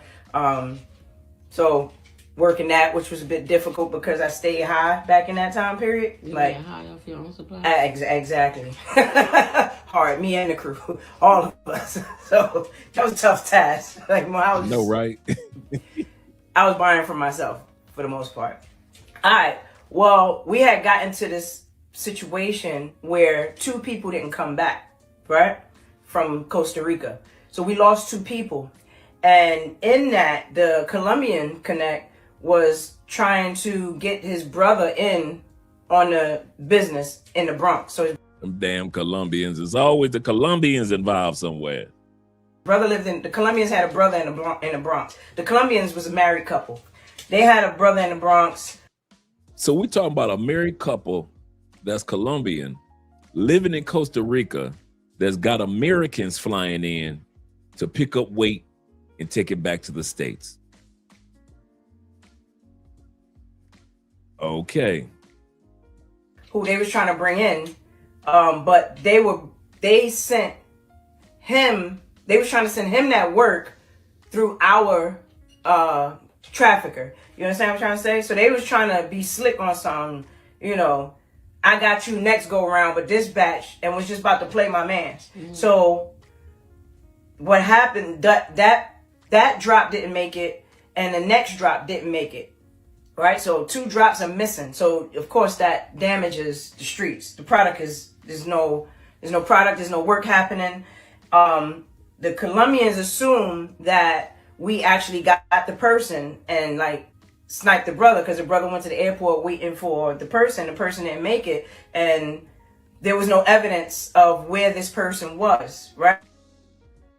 So my man used to have an arcade with this dude. He had a business with this guy who works arms for the feds, right? So he thinking his mans is his mans, and he gonna tell him the situation on some panicky shit, because the Colombians were in Costa Rica threatening to kill his mother if he ain't come up with that work, produce no more bread, since like they was on some hard body. So this dude is sweating, he's under pressure, and in turn throwing it on me like, we gotta figure something out. We gotta figure this your organization. So they threatening my man family back in Costa Rica. We gonna handle your family if you don't get somebody down here from the United States to get these drugs and stop getting caught. Because as she said, 2 people went after her, but those 2 people got caught. So the Colombians losing out on money every time they give it to an American to come to the States. They've lost out twice in a row. This young lady and her cousin and their connection, who are who's squatting in a brownstone in New York, they ain't got no money because the streets are dry. And the Colombians are telling the connect that's in the States, listen, we got your people down here, and your mom and your daddy gonna come up missing if you don't get one of those Americans that can come down here and mule this back for us. What I got to do with this? You know what I mean? Find somebody else. I need somebody to go to take the money, because you can't wire, you know, all this suspicion. There was no wiring, you know, bread. Find somebody to go take this money or whatever you're going to do. I don't know what you're going to do. But he wanted some answers about the person. So they're telling him, find them people, find that work or whatever. So he tells dude, the feds, right, to track the person that's the 2 missing people. Well, come to find out, they got stopped. They didn't have a direct flight. They got stopped in Miami and caught, right? But they were trying to cooperate, but they didn't know exactly who to cooperate. They didn't know no names. They didn't know really too much of anything to cooperate with. They just knew they were sent on a trip. The people spoke Spanish. Ain't nobody. They didn't know what to do or how to cooperate, who to cooperate with, right? All right, this is all gonna come into play later. It's all gonna get pieced together. All right, so he's like, all right, we gotta figure something out. I need somebody to go. 1, I need to take them bread. 2, I need work back. I need, like, we gotta find somebody. I'm like, you think it's easy to convince somebody? I don't know how my stupid ass get convinced off of the first go around, but you think that's easy to convince? I come to you trying to be on some, you wanna go to Costa Rica and bring back 3 kilos of coke and get some. You got a lot of, you know what I mean? And I'm going around asking people like. She said, I don't even know how I was dumb enough to get coerced into doing it the first time. You think I can go find somebody to talk them into doing it too? That is hilarious. That's not no easy thing to do. Nigga, you find somebody, you know what I mean? I come up to you trying to be on some, you want to go to Costa Rica and bring back 3 kilos of coke and get some. You got a lot of, you know what I mean? And I'm going around asking people, like, that's not no easy thing to do. Nigga, you find somebody, you know what I mean? But he's applying that pressure. So I'm on the phone with him, and he's, you know, because he's from Costa Rica originally. So, you know, his English is with an accent because he got the patois in him type thing. Now y'all understand the dude who her connect is in New York, who originally got her to do the muling. He panicking not only because he's losing money, but because the Colombians back in Costa Rica, where he's originally from, are threatening to kill his family if he don't get somebody to come get these drugs. You know, while on the phone, this chick I was trying to get with for a long time ended up, you know, with me at this particular moment, kind of staying with me, kind of dating type of thing, courting, whatever. And she was like, look, I'll go. And he's like, what? What'd she say? I'm like, no, you know, she's all interjecting. I'll go. Listen, I'll do it. I'm like, oh, she can't go. I'm like, let me call you back. We're gonna talk in a bit. So I'm talking to her, and she's like, I mean, scared money don't make no money. You did it. You came back. Like, I'll go if it's this serious and Like, he's freaking out. Like, what if these people kill his mother? What if I'll do it. Like, you did it. I'm like, yo, I call him back. She said she'll do it, but she's not going by herself. If she's going, I'm going. And I got bread saved up. I'm going. I'm bringing my own stuff back. I'll do it. Okay. If she go, I go. So you was gonna use your money that was saved up to buy your own piece, so you could. That's right. So I can have my own work. So she like, I'm going to Costa Rica to get some weight for my man, and since I got money, I'm gonna buy some weight for myself from the Colombians. And the person that's gonna do the muling is me and the other chick who I'm kicking it with. So she didn't talk to one of her girlfriends into going on this trip. All right. Well, he's like, I don't think that's a good idea. You just came back. Like, you was there, you know, about 90 days ago or whatever. That don't look right. You going in and out of Costa Rica. I don't think it's a good idea. I'm like, well, it's that, or period. Like, if she's going, and he was like, all right, well, you paying your own way. You pay. I was like, that's fine, but I'm going too. So, you know what I mean? And I'm copping. Like, and he, at this point, he's desperate. He don't give a flying F or whatever. And then I'm like, well, how you know, when I'm talking to him on the side but how you tell that dude, you know what I mean? Like, why would you tell him? He's like, no, I trust him. That's my friend. All that. You know, we knew each other for years. We had a business together. We had an arcade, all this stuff. I'm like, what did you tell him? To find the people. That's how we found out the people were in Miami and didn't make it. You know what I'm saying? All right. Me and Shorty go to Costa Rica.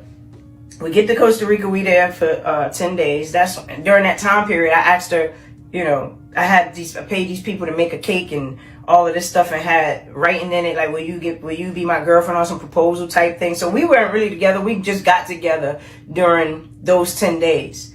You understand? We became a couple during those 10 days. And that was just like an intense trip because I don't think we really even liked each other on some real. It was just, it was a lot. It was very intense. And so, but she spoke Spanish, right? So that was a help for us this go around. All right. By the time it's time to bring that work, right? We get packaged up. I don't know what was the delay of I don't know what was the delay. We get packaged up, and that's when she started having these intuitions like, this is a little deep. I'm like, we've been here for 10 days. She's like, this is crazy. Like she's like, my intuition don't lie, my gut don't lie, nah. Well, your gut getting on this plane with that work. So now y'all going back to America. We trying to get back, and in the midst of it, us getting packaged up and everything, you know, that's what she's saying. Like, and then she's listening to them, and they speaking, so she knows what they said. She like, they nasty, you know, them Colombians, they got nasty. Like, she's, you know, on some, they wow. All right, we get to the airport. And we miss our flight. Right? We miss our flight. We come back out like, yo, we missed our flight. We get in the car. So they mad, of course, and is pissed. Oh my God, how they missed the flight? So the Colombians, of course, they mad. We get back to the spot, take the stuff off our legs, and that's when she was really breaking down. Like, you said New York was crazy. No, Costa Rica.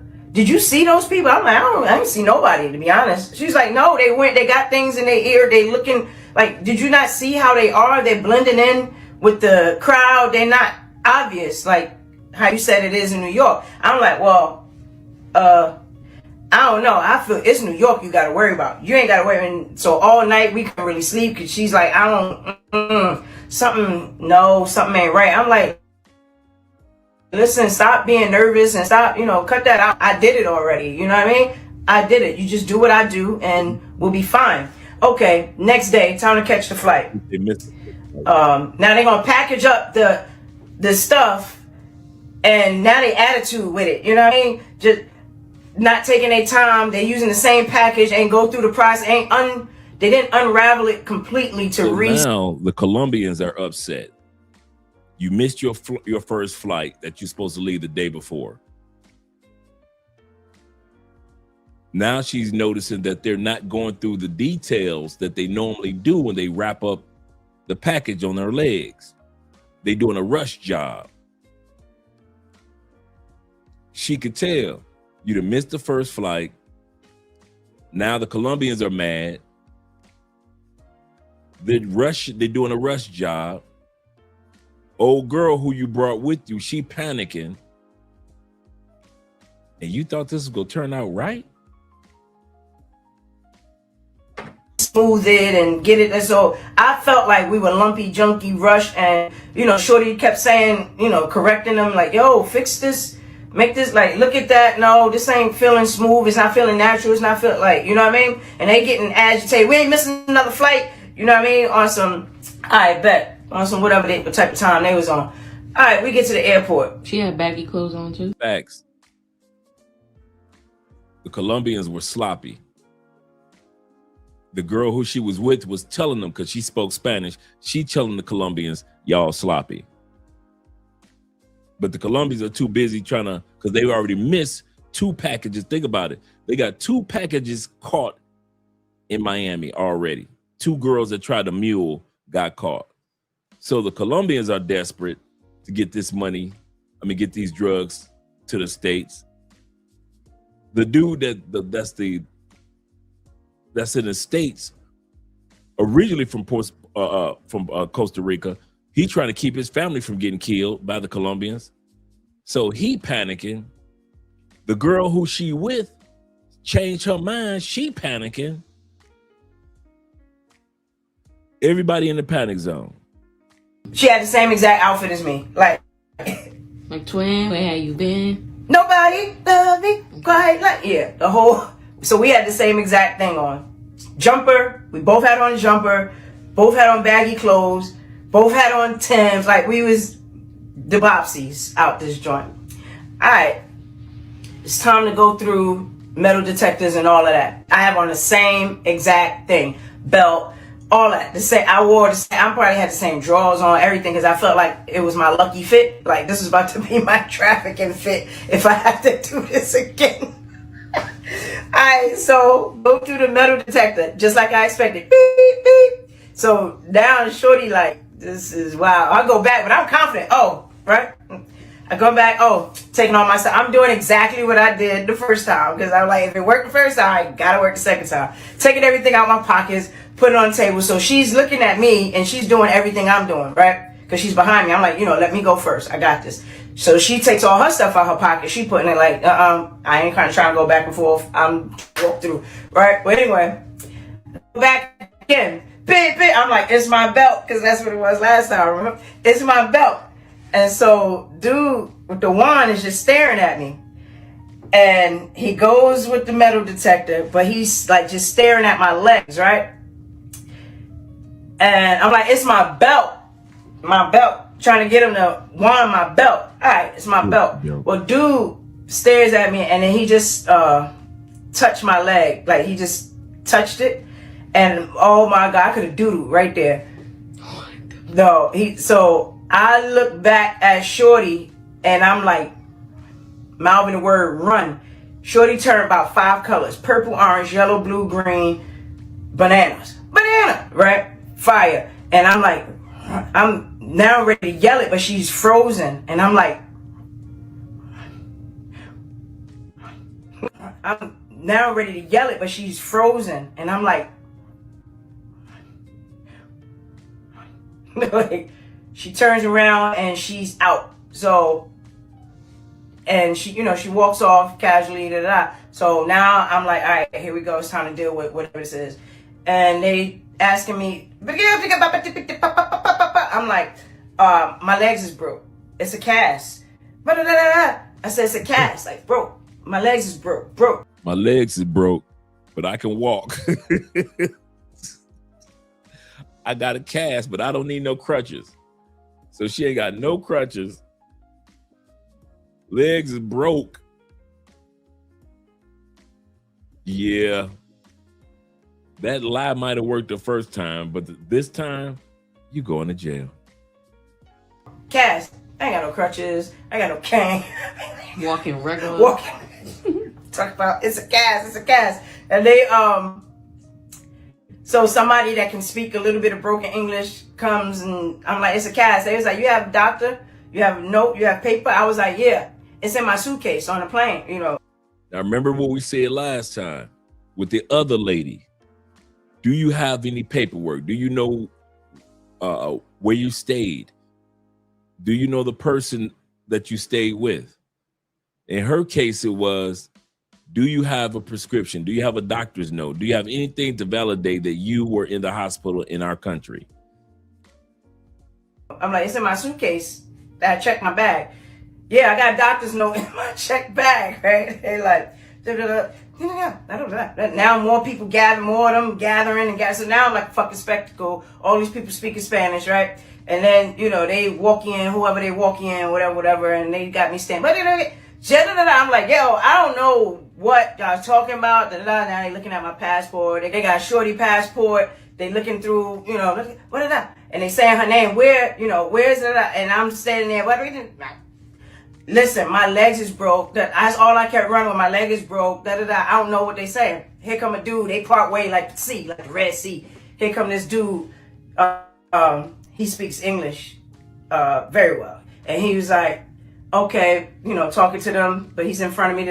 He was like, all right, stop fucking with me. What is that? I was like, it's cocaine, dog. Like, he was like, all right, tell him what to do, He's giving his orders and all right, come with me. Come. I'm like, wait, all right, where we going? You want the stuff? Like, I'm here, take it. Let me get on the plane. You can have it. You know, I'm not knowing or oblivious to the fact that you're about to go to jail. You understand? 18 years old. She think if she give them the drugs, they gonna let her go. She think if she just say, here, it's cocaine, you take it, just let me go, that she could just walk away. I'm thinking, here, y'all want the stuff? Take it, and then I'll get on the plane. Like, what are we doing? Where are we going? What's the deal? So now they got me sitting in this office type space, right? I want to say it was like a holding place or processing place for people at the airport type thing. So I felt like I was there forever. I was sitting forever because they wanted to bring in a translator. So they're waiting for a translator. Like, that dude couldn't technically, they had to bring in a translator to translate, process this whole thing. All right, they take me into a bathroom, you know, get the female cop and all of that, and they want to get the stuff off of me. So we getting the stuff off, and the look on the faces was like, this is interesting. Oh, now we, you know, now they got to take their pictures. Okay, this is what we need to be looking out for. Yeah, you know what I mean? Okay, all right. They take me back into this processing room where it felt like it was just junky. It was mad paper and typewriter. So they didn't have computer systems, right?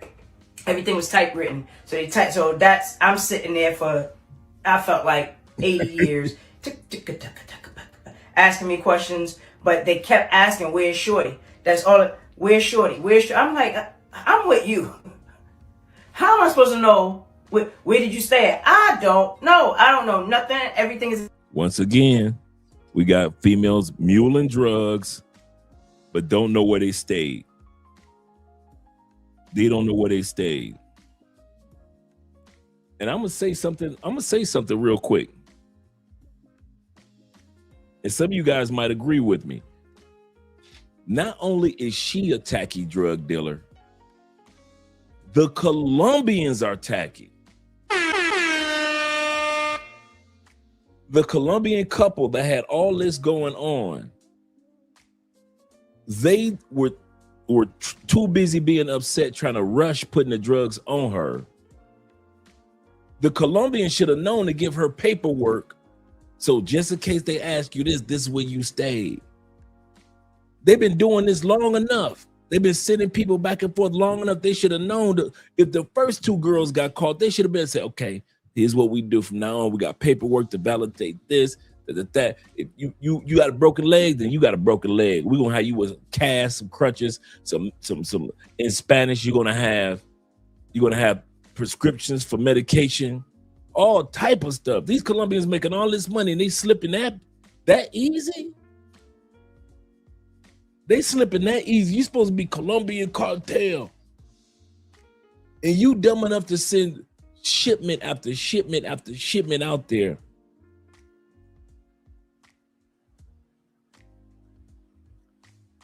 Yeah, you put the dumb ones on a tactical level so they can do the time if they get busted. Yeah, the Colombians were super sloppy. Absolutely correct, T-Mac. Let's continue on. I told y'all this is a good one. In Spanish, I can't read Spanish. I don't speak Spanish. I don't know where I stayed. Where'd you get it from? I don't know. The translators doing all of this, where did you get it from? I don't know. Where's, ask more questions, double back. Where's Shorty? I don't know. That question kept coming back like every 5 questions. Where is she? Like, the answer ain't gonna change. I don't know. So then I'm getting frustrated because they asking me a bunch of questions, right? They going through my pager. Whose number is this? Whose number is this? I'm like, I don't know numbers by heart. I don't know. Listen, you have stuff. When am I getting on my plane? It is not registering to me that I'm about to go to jail at all. I promise you. All right. They tested the product into this solution and that joint instantly went, ooh, oh yeah, go. They weighing it, they bringing in scale. So all of this time they processing is to accurately document what I have, describe it, typing out the whole, I think I have a copy of my whole affidavit. Typing out the whole thing, just going in. So I'm like, all right, this is wow. But I still don't understand what's really about to go down.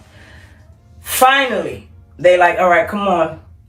They're about to transport you. All right, well, bye. I'm like, yo, wait, bye. Like, translator, stay with me. You know what I mean? Where you going? So they walk me out, put me in a cop car, and they take me to jail. Right? Jail. And it was jail? Huh? Did you I knew it was jail. It was bars and I was in a cage. They took me to jail. So it's bars, literally like what you see, and your arms could hang out the bars type thing. So I'm in that, and there's a slab, and they give me a wool blanket, right? So I got a wool blanket, a slab, and now I'm just sitting there, and there's a toilet right next to it, and I'm just sitting there, and I'm like, yo, this is, now I'm sitting there. It felt like I was there for like 2-3 days. And they kept walking by, looking at me like I was a lab rat and talking. And I'm like, yo, I don't get a phone call. Where's my phone? I'm like, yo, where's my phone call? What the? Yeah, boy, y'all Americans, boy. Y'all been watching too many movies, Americans. Americans. What is this phone call you speak of? Americans. Pookies. Nook, Ray Ray, Chad, because you white boys love stay get locked up in Thailand. Chad, what is this phone call you speak of? Because that's only in the United States. I don't even know if you get a phone call in Canada.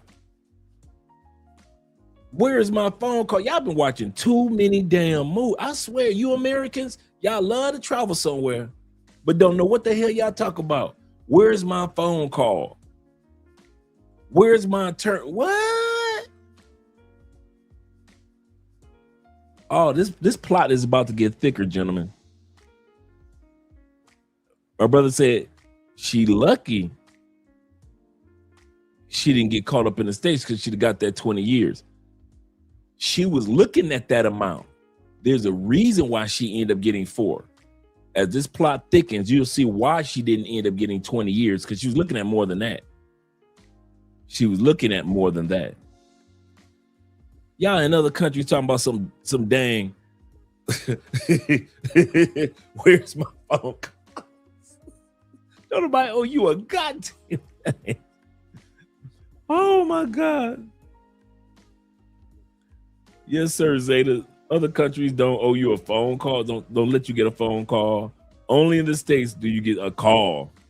T-Mac says this. He said going to boot camp was like jail. Yep. He said he said we got our phone call and read from a script. Wow. Let's continue on. I'm just going crazy. Now I'm really going crazy. I'm crying. I'm praying, God, if you get me out of this, what you want me to do? You want me to be straight? You want me to get me out of this? She said, God, get me out of this. Do you want me to be straight? Whatever you want, God. Holy Ghost, use me. Use me, Spirit of the Lord. Help me out of this, Jesus. I'll do anything. I sin. Oh my God, this is for my sins. I'm a sinner. Oh God, and I'm like all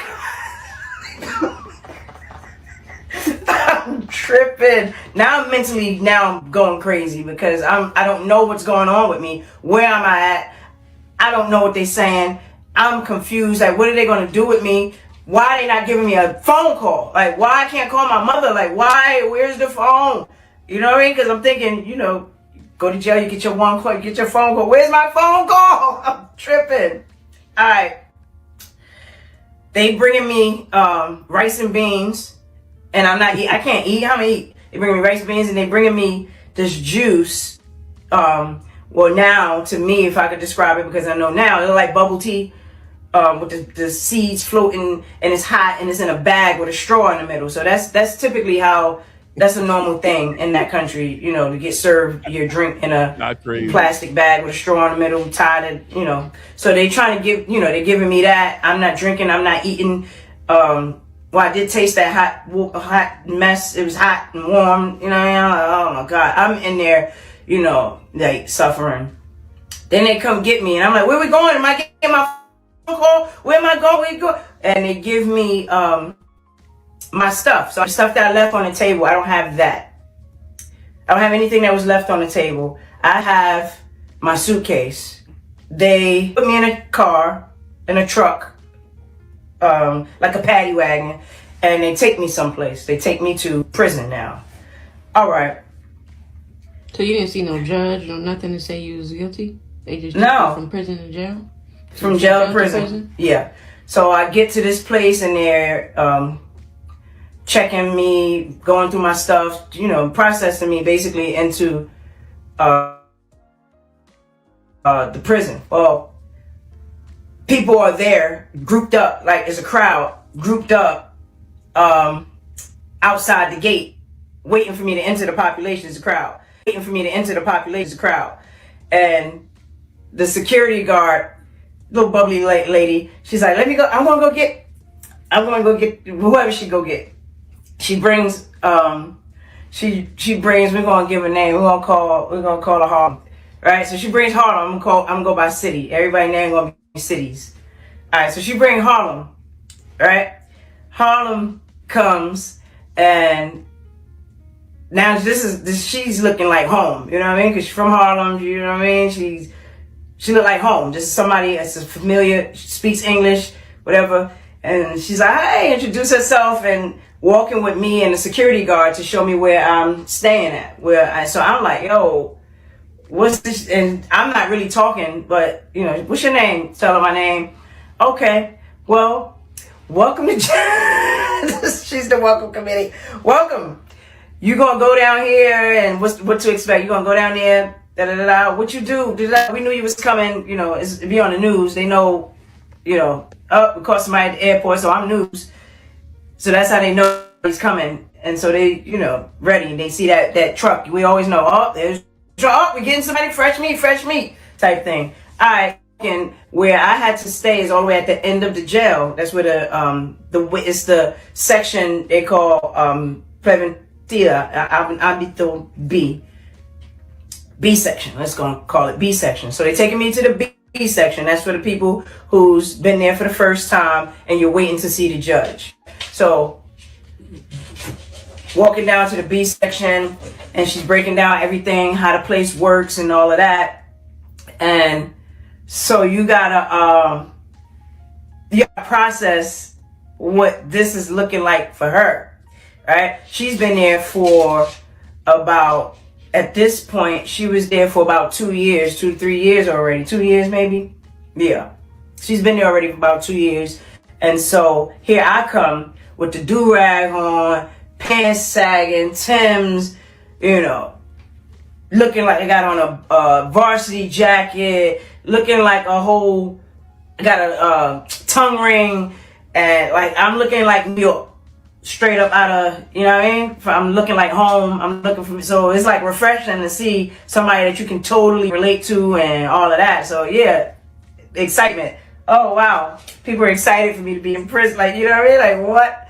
All right, listen, I'm like, all right, yeah, I gotta go. My whole thing was I gotta go home. I ain't gonna be here. Like this ain't for me. I'm out. You know what I mean? Type thing. All right. Where do I get my phone call? That's my thing. Where do I get my phone call? And why are you making it sound so permanent? And she's like, no, you here, shorty. Like, you ain't going. Basically, you gonna be sitting here for about 3 months before you see the judge. I'm like, 3 months, y'all. You like, oh, I'm dead. So the other woman, she had to wait 2 years. This chick had to wait 3 months before even seeing the judge for the first time. All you Americans getting caught up in other countries, and you think it's this we've seen this woman talk about, I want a phone call. And now you Americans are surprised that you don't get a speedy trial. Oh, you think you in the United States where you can go see the judge Monday morning and get a bail, huh? Y'all think y'all in that country, huh? Well, once you get the attorney and everything, and you can get a bail, and you'll have a speedy trial, huh? You have the right to a speedy trial. Anything you say can and will be used against you, huh? Where's my attorney? If you don't have money for attorney will be provided for you. Y'all think y'all in that country, huh? Man, if y'all don't sit y'all butt down somewhere in these other countries, it is not a joke. It is not a joke. He said they're forever crashing out. Yes, sir, forever. Every time you turn around, these passport sisters, Pookies, Ray Rays, and Chads are crashing out in somebody's country. Yeah, they spoiled. They think they can, Sean, they think they can go to another country. Talk about some damn speedy trial. You can't keep me here. Notice, she still ain't called home yet. She ain't got no call to call home. Ain't no phone call. That don't remember. She came not only to re-up, but remember she came with a pocket full of money to buy her own dope to take back too. So she'd have lost that money and the drug, because the drugs that she had on her that she paid for out of her own pocket, and the drugs that she originally came for. So all her money gone. But she won a phone call and a speedy trial. And she is 18, 19 years old. All right, LGBTQ, what else happened? Tell us what else happened. Different. You know who I am, you know? She said, do you know That's who I am? I'm an American, just like the other young lady said, didn't she? I'm an American. Do you know who I am? Let me bring that beat back for you. You Americans like to say who you are.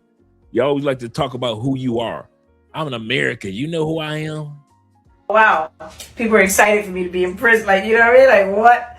All right. Listen, I'm like, all right, yeah, I got to go. My whole thing was I got to go home. I ain't going to be here. Like, this ain't. Walked into this prison and saw this type of mess.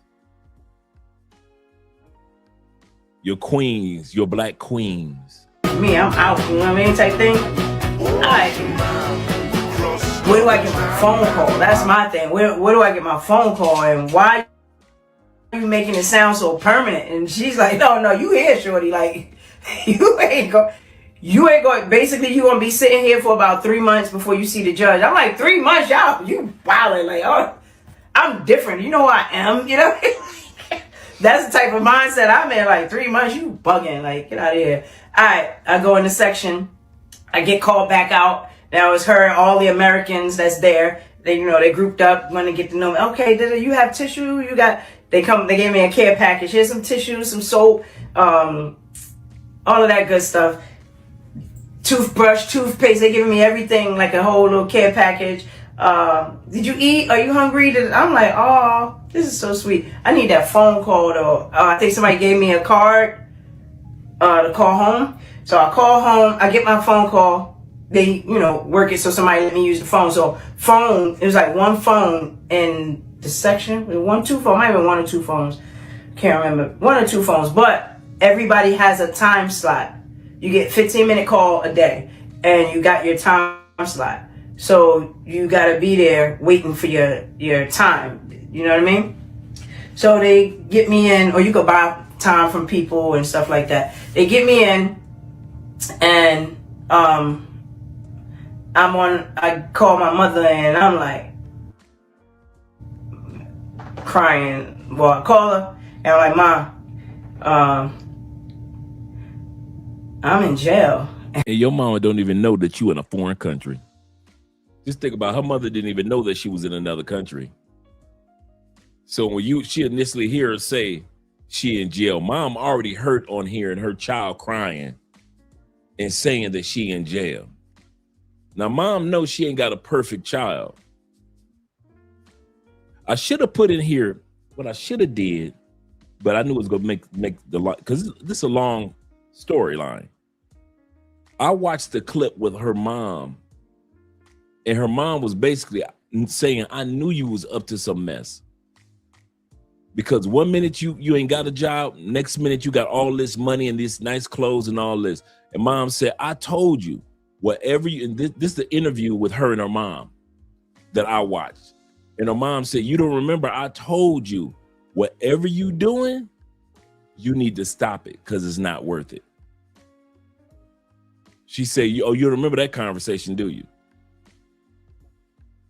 So mom said, I don't know what you doing to get this money out here, but you don't have a job. So whatever it is you're doing, stop. And then all of a sudden, she's back in Costa Rica, calling her mama, Mama, I'm in jail.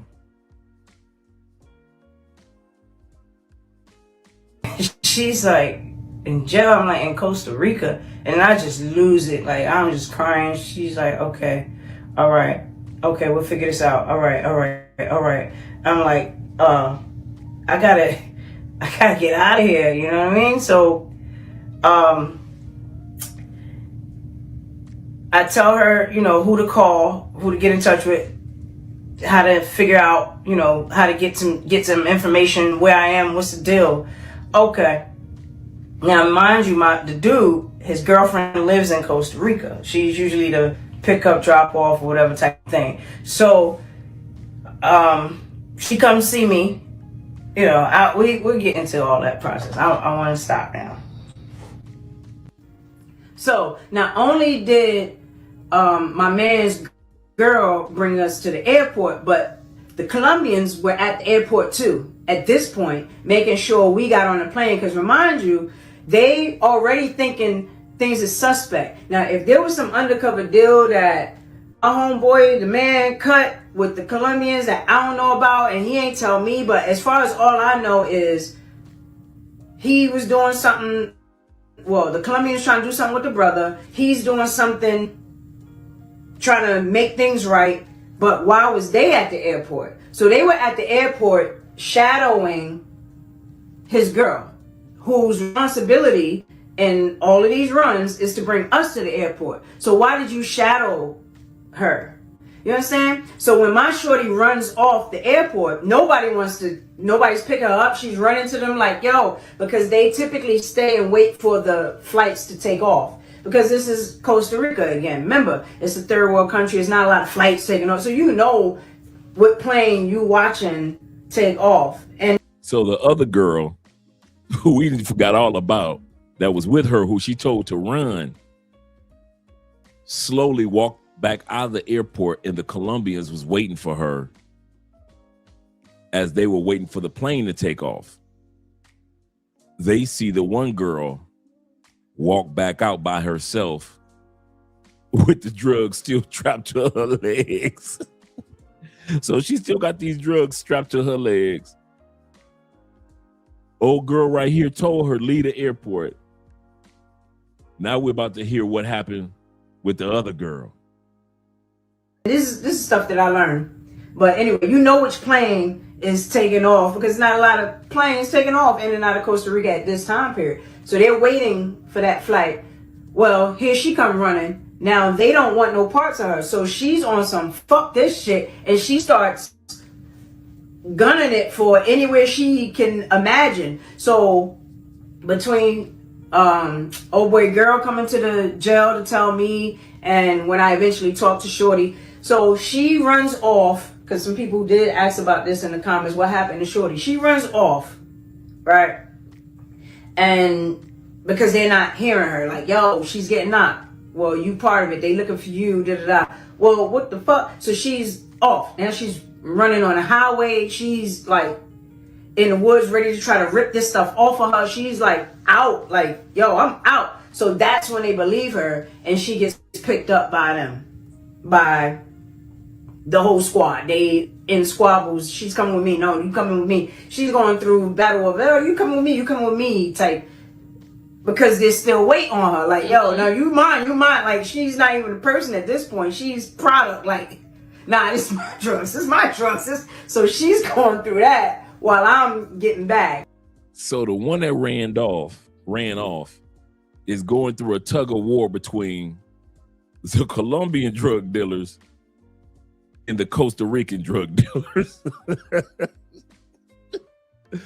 I don't know which situation is worse, hers, who got locked up, or the girl that got caught running.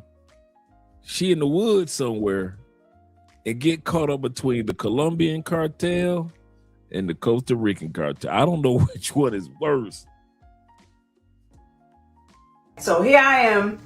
Yo, that shit is crazy, right? All right, so that's her part. We'll go more there because I have to tell you when she starts to visit me and we talking and all that. All right, so I'm in jail and I'm thinking, yeah, my people's, you just pay judges off? Like, you know what I mean? I know we here in America, all these conspiracies and all that, you good with the judges, but no, they legit like, now you got bread. So you would see, like, in the area that I was in, I was put in a section where that's the people that's new to jail. You don't know what's going on. It's your first time getting locked up. You new to the jail. You never been in jail before. The newbies type thing. You waiting for your sentence and all that. So they call that indiciadas or preventiva or like basically holding, waiting for court, there's no decision on you, but you got to sit in jail type shit.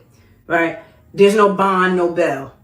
Okay, that's my next question. You can't get out on bond. You can't get out on bail. No, bitch, you sit. Okay. Your bond, your bail is if you pay some judge, some bond, some bail to get the fuck up out. Otherwise, you're going to sit until there's a decision made on what the fuck you there for. So I'm sitting there, but I'm believing like, oh, I'm off this shit. Like, word? Niggas, and my man's girl, she's telling me like, all right, but you. So before she goes any further, so she's finally in communication with the Colombian drug dealer's wife. So the Colombian drug dealer's wife is coming to the jail telling her, you good. So like any egotistical Americana, she thinking, I'm good. I'm going to be up out of here. They're going to pay the judge off. I'm out of here. I'm home by Christmas. That's what she's thinking. Listening to the same Colombianas that put the drugs on wrong. The same Colombianas that got 2 girls caught in Miami. The same Colombianas that threatened to kill the dude's mama and family. Now she gonna trust these same Colombians while she in Costa Rica to get her out of jail. Like she Tupac and Suge Knight. I pay your bail, Tupac, but you got to give me some of the best hip hop albums of all time. I'll pay your bail, Tupac. Tupac need that $2 million to get out of jail on bail. Suge Knight went on ahead and footed the bill and got world-class albums out the deal. Got caught in Alajuela. That's not no small town. Like, so Costa Rica is a country, right? And then you got the capital with San Jose, and then Alajuela is where the airport is. These are like the most developed areas. But then you got all, so Costa Rica is a country, right? And then you got the capital with San Jose, and then Alajuela is where the airport is. These are like the most developed areas. You got arrested. We only gonna hold you but so much time before you're gonna go to the women's prison of the country.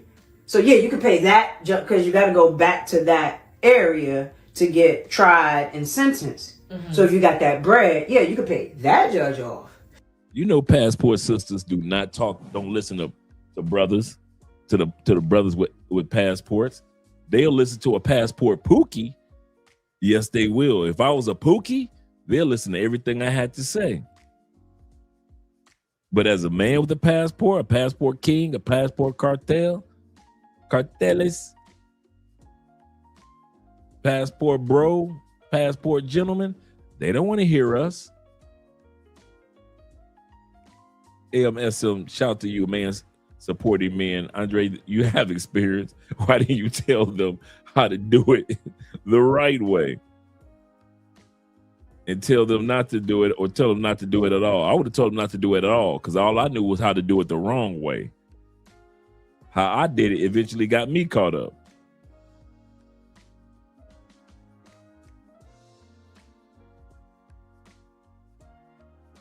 But where I was at, not the international airport, like, you know, you're not paying that judge off. But we not thinking like that. You know, we thinking, you know, I'm being fed, and we all thinking, yeah, you just get to the judge.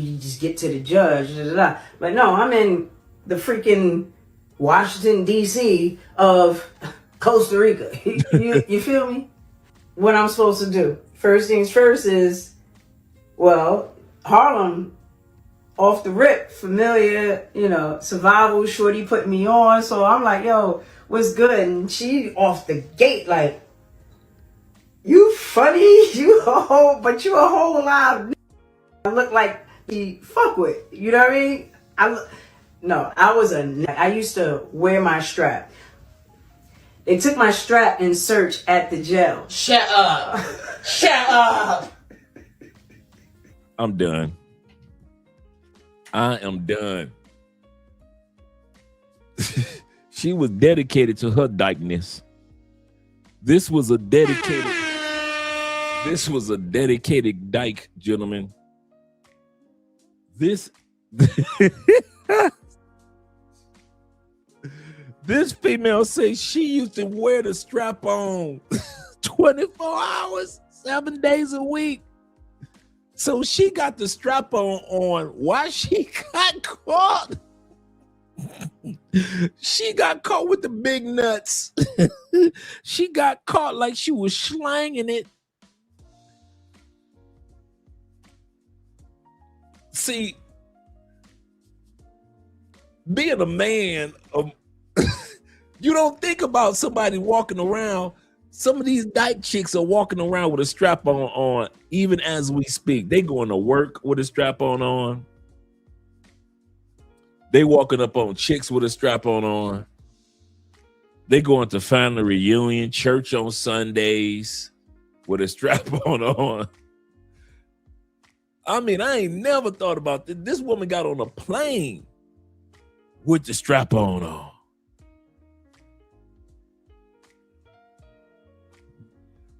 This is dedication to the nth degree. This is dedication.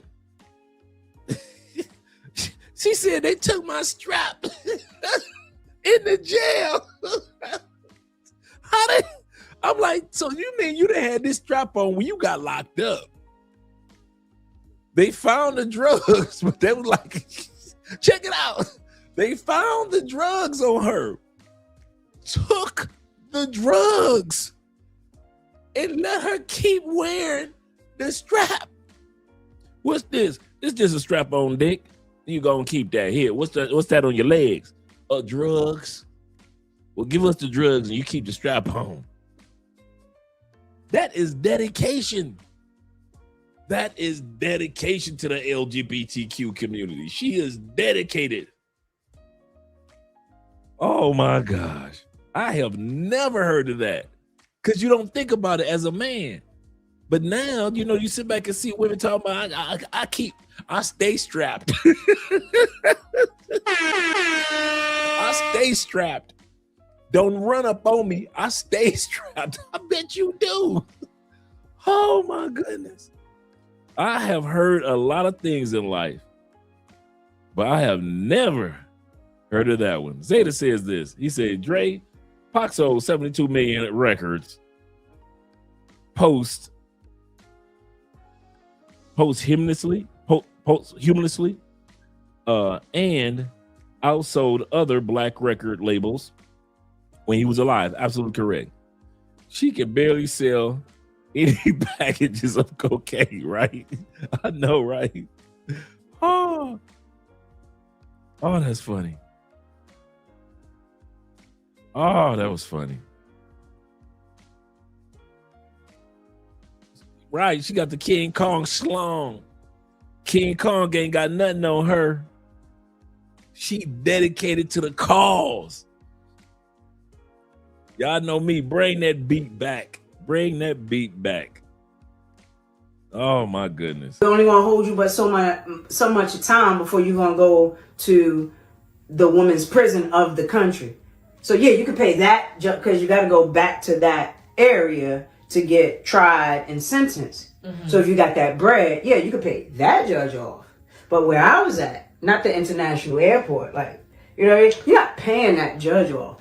But we not thinking like that. You know, we thinking, you know, I'm being fed and we all thinking, hey, you just get to the judge. Da, da, da. But no, I'm in the freaking Washington, D.C. of Costa Rica. You feel me? What I'm supposed to do. First things first is, well, Harlem, off the rip, familiar, you know, survival, shorty put me on. So I'm like, yo, what's good? And she off the gate, like, you funny, but you a whole lot of I look like he fuck with, you know what I mean? I used to wear my strap. They took my strap in search at the jail. Shut up. Shut up. All day one, I get there, it was like top of the day, go in, I'm getting met with like a bundle of soap and, you know, the Americans was looking out, get my phone call. So now it's like, yo.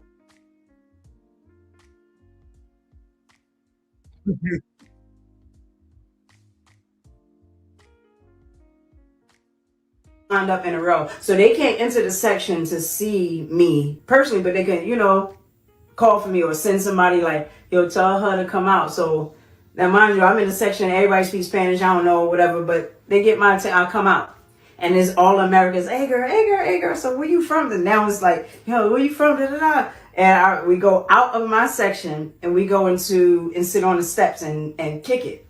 And we're in front of like the section, the steps to the next section, which is the section for people who've been there before and they return. So they call that section Palomar. And that's like Ambito A. So we're going to call that section A. So when you come out of section B, which is for the people that's just getting there, this is at the back of the jail. Section B, people that's first getting there, you go downstairs, little walkway. That walkway path will lead you right out the gate if you kept walking it without all the barriers. But anyway, cross that little path and there we go.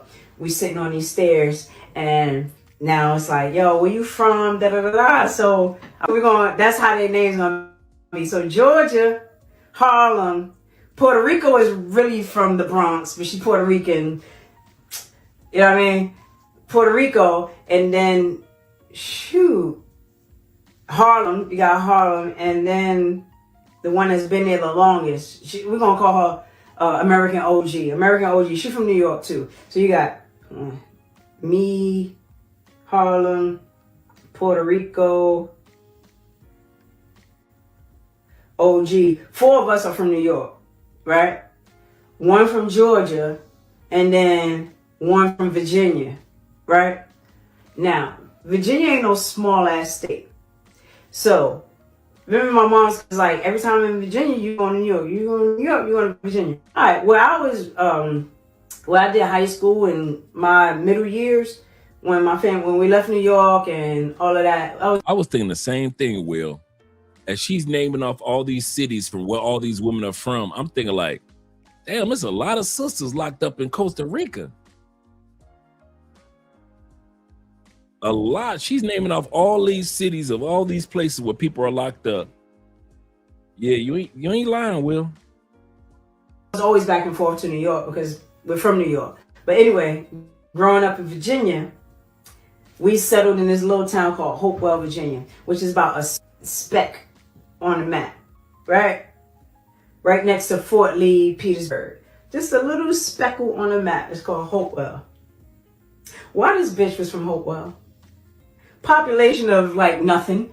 And I'm with a bitch that, so now it's a whole lot of like, to me, when I look back, I'm like, yo, God and favor don't be playing. So I got all things familiar, and I got somebody from Hopewell. So we sitting there like, yo, so of course now I got to bond with her, and she's a white girl who came here on a fake ass name, but we're going to call her Hopewell. So the name that we was calling her was the fake name of a bitch that she can't stand back at Hopewell. I think she had something to do with the whole trafficking mix. So we're calling her a name that she can't stand, but the system don't know her government name. But Harlem was an asshole and would call her government name because it's so white as fuck. You fucking... Yo, Harlem was off the chain. All right, so we're all... so, of course, I zoned in. And she was an interesting character. Like, you know. However, we got something, you know. We got something that they don't. But me and them, we all got New York. And then you got Georgia, who's just the sweetest thing. And then you got Puerto Rico, that's from the Bronx. And then you got Harlem, that's like Harlem World, we won't stop. All right, and then you got the OG, who's from New York, but she been there. Like, so when I got there, the year that I was arrested and all of that, so the newest person was me, and before me was Georgia. So we're just gonna call her Georgia Peach. I'm gonna call her Peaches. Like, that was my baby. White girl, whatever, but that was my baby. That was my peoples. All right. That was my best friend. That was my peoples. That's one of my like closest. We always kind of close. I ain't even gonna cap. But all right, so Peaches got there probably like 2 weeks before me or something like that. But literally 2-3 weeks. She was new, and then I came right behind her. So like the Americans, we up some. You know what I mean? It's about six of us. Like, yo, what up? Now OG, she's been there for a while. Same charge. But her sentence was crucial, like, yeah, so times are evolving, and I'm sure, like, even right now, it's probably different. Like, my charge right now will probably be little to nothing. But so all of them, OG, she was sentenced mad years. So was Puerto Rico. I'm going to probably change Puerto Rico from Puerto Rico to... She may stay Puerto Rico, because I'm thinking as time go on, I start to share the story, Puerto Rico going to turn into a whole other name. A crazy fucking ass. But anyway, Puerto Rico, OG, and Harlem, they had some hefty sentences. And Hopewell, she pretty, you know, but you can see where time frames it started to get a little less, like, but they were there for years, like, but OG was there, like, just, like, But all the crucially. Americans were there for the same reason. Yeah. Oh, we all were Oh, there for the same exact okay. reason. And then when me and Georgia, like I told you, we came weeks apart. And if I'm not mistaken, when I get into the part when I get sentenced, between the time that she was sentenced and the time that I was sentenced, a law passed and I got the low sentence. Isn't that kind of crazy? So that's how she ended up getting only 4 years. Because before she got sentenced, the law passed and she ended up not looking at the 20 years, stuff like that.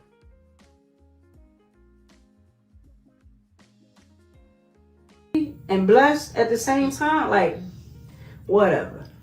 But, like, that's what happened, and it became the standard sentence for our charge, which was international drug trafficking.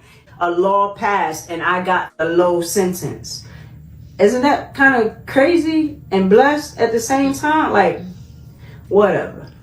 But, like, that's what happened, and it became the standard sentence for our charge, which was international drug trafficking, and the charge was 5 years, 4 months. That's the charge for international drug trafficking. That became the law. 5 years, 4 months, and I happened to catch that charge. I only served 4 years and 3, but you know, good behavior and all that. You know what I mean? So 5 years, 4 months, but with good behavior, you get like a quarter or whatever they call it. You could get off if you did what you're supposed to do, and the jail tracks that part and submit it. And so I already knew once I got sentenced how much time I did. But fuck that, I ain't sentenced yet. I'm still there meeting the Americans. You ain't stopping me from going down no rabbit hole. I'm intrigued. Go ahead.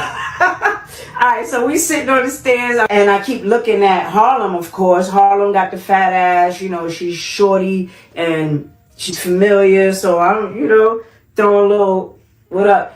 And they tell me,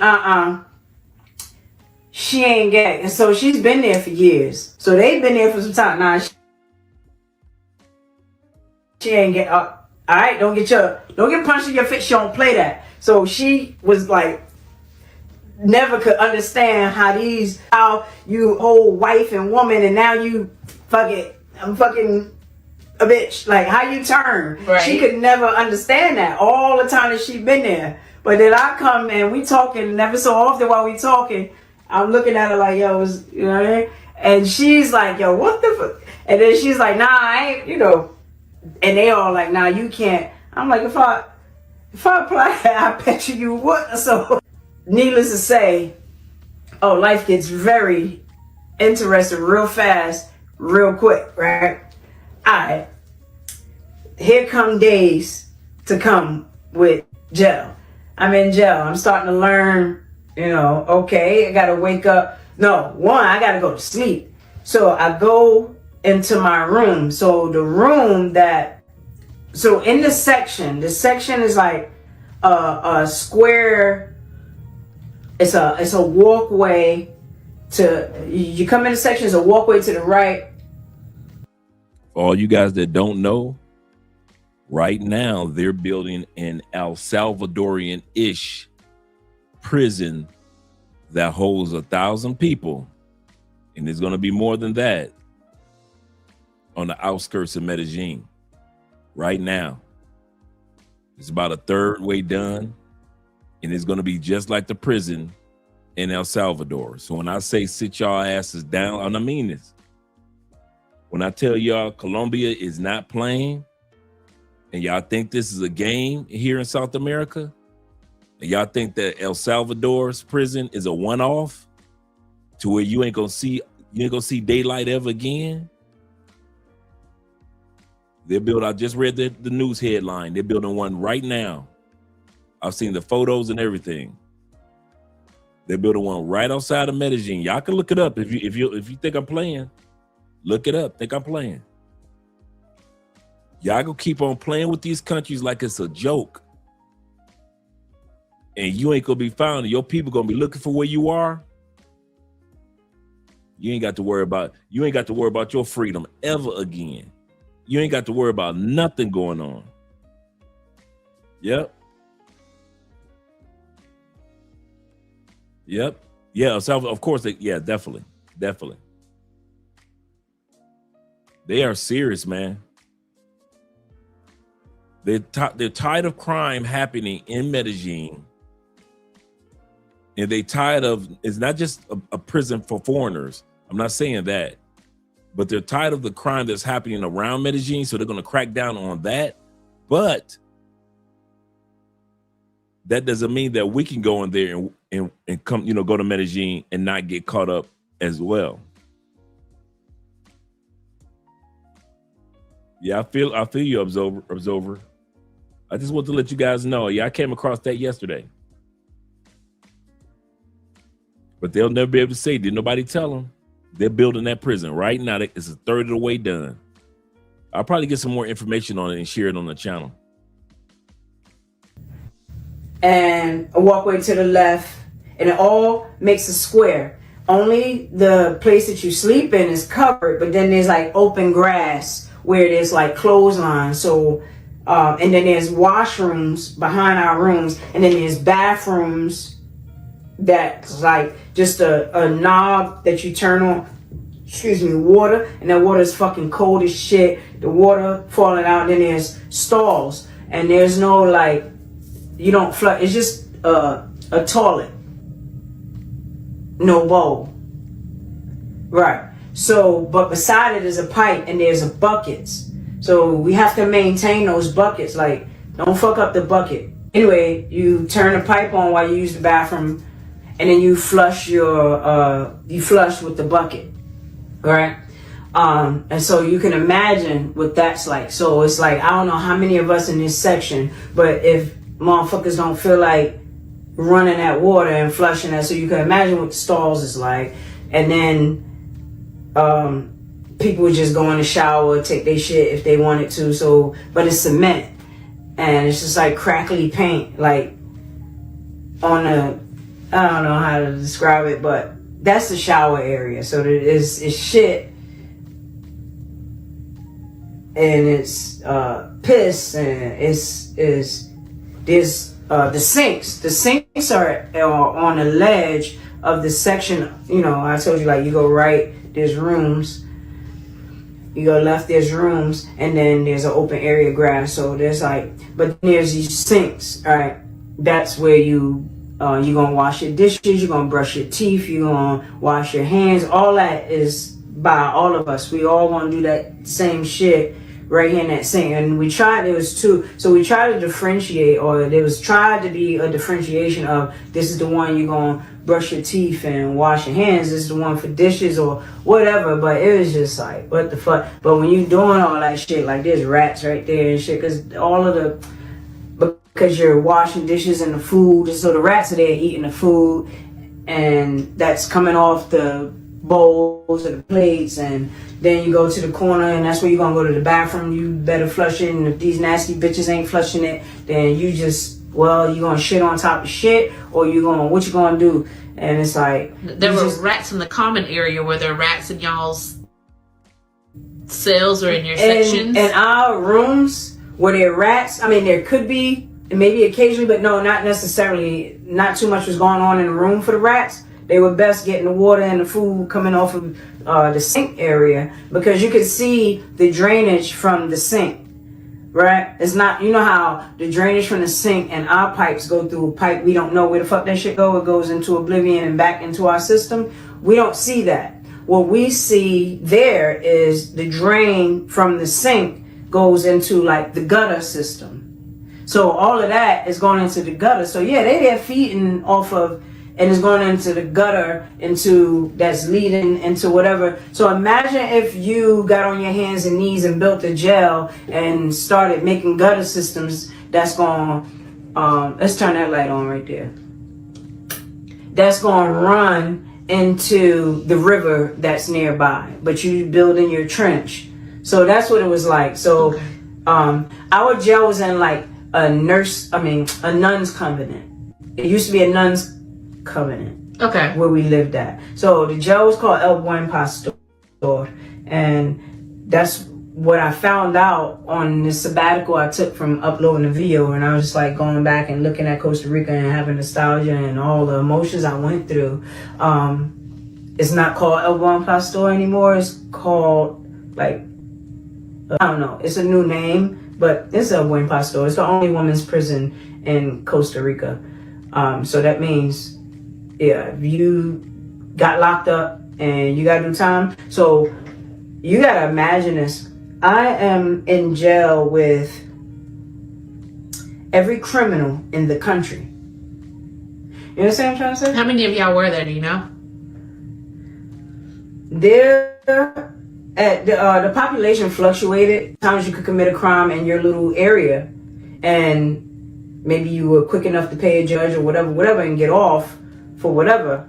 But if you just there and you got to get sentenced, and say that particular section, when I was there as a newbie, let's say there's probably in that one section, probably 150 of us or so, maybe about 100 of us, give or take.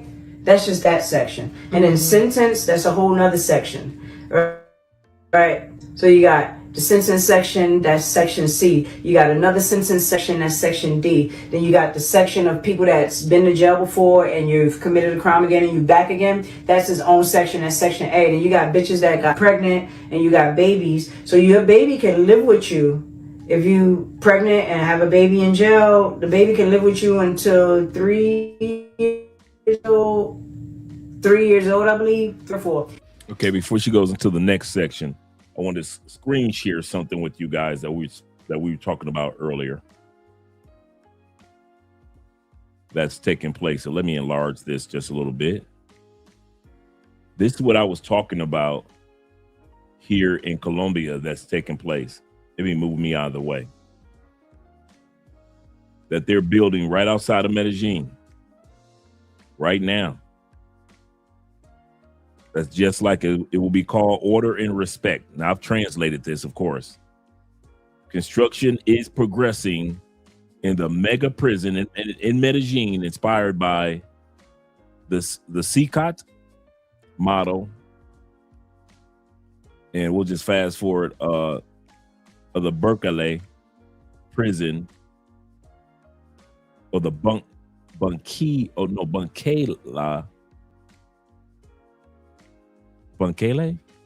the Bukele prison in El Salvador. The project will have a capacity maximum for 1,300 prisoners. Now we know that the average prison does not keep its number. So let's look at this, maybe 3,000 gonna be up in there. The prison will not be managed by the National Penitentiary Prison Institute, which is here in Colombia. Its aim is to strengthen the country's security, control, and reduce extortion or coordinated from within the prison. So this is what they're doing right now here in Colombia. The plan is have it completed by the end of 2027. Go ahead, come on down here to Colombia and play if you want to.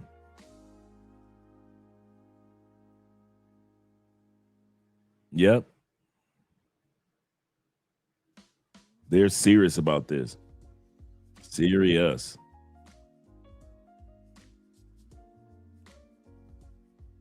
Let's go back to the video. Just want to let you guys know, T-Mac says this. He said, I'm packing for my flight back to Colombia mañana. He say, and watching the stream. Need to check my homies Will and Zero. Shout out to you guys. Shout out to you guys.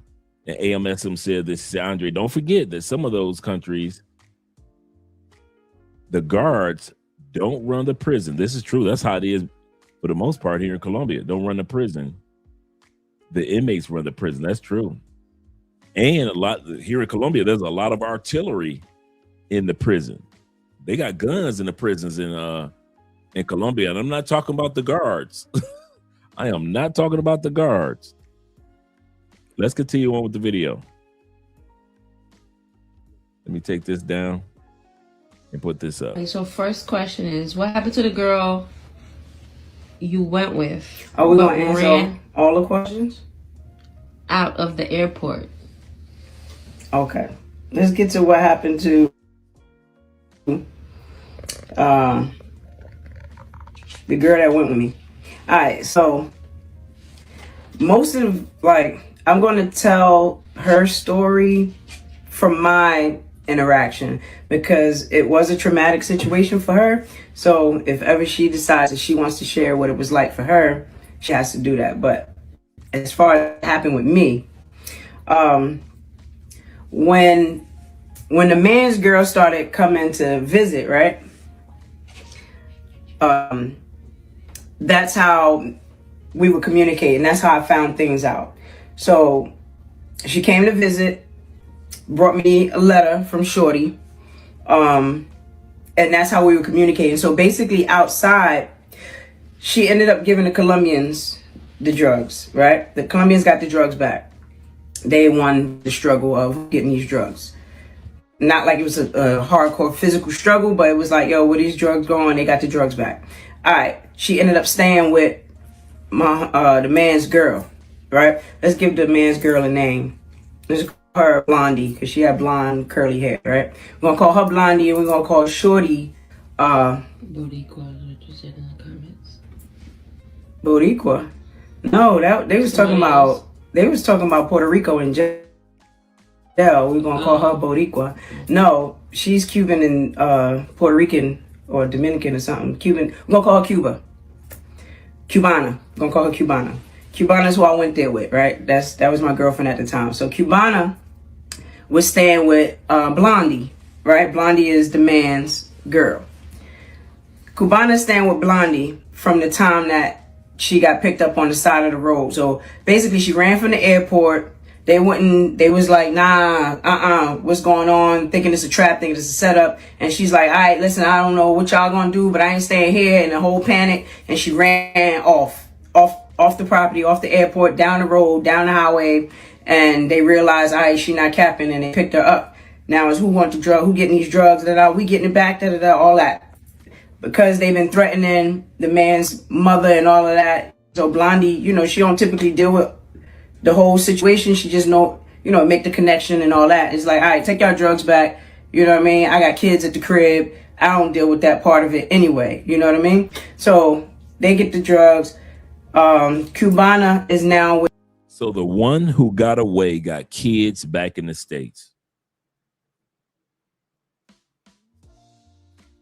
The one that volunteered and said, I will do it. She got kids back in the States. The one that's her girlfriend, the one that's talking, who flew down with her, who she was smashing at that moment, she got kids back in the States. But she's LGBTQ, Dre. This was her girlfriend that's talking, who she flew down with. I know so many LGBTQ women with kids. There are a lot of women that talk about, I only belong to a woman. They got 3-4 kids. This woman flew down, put her life in jeopardy.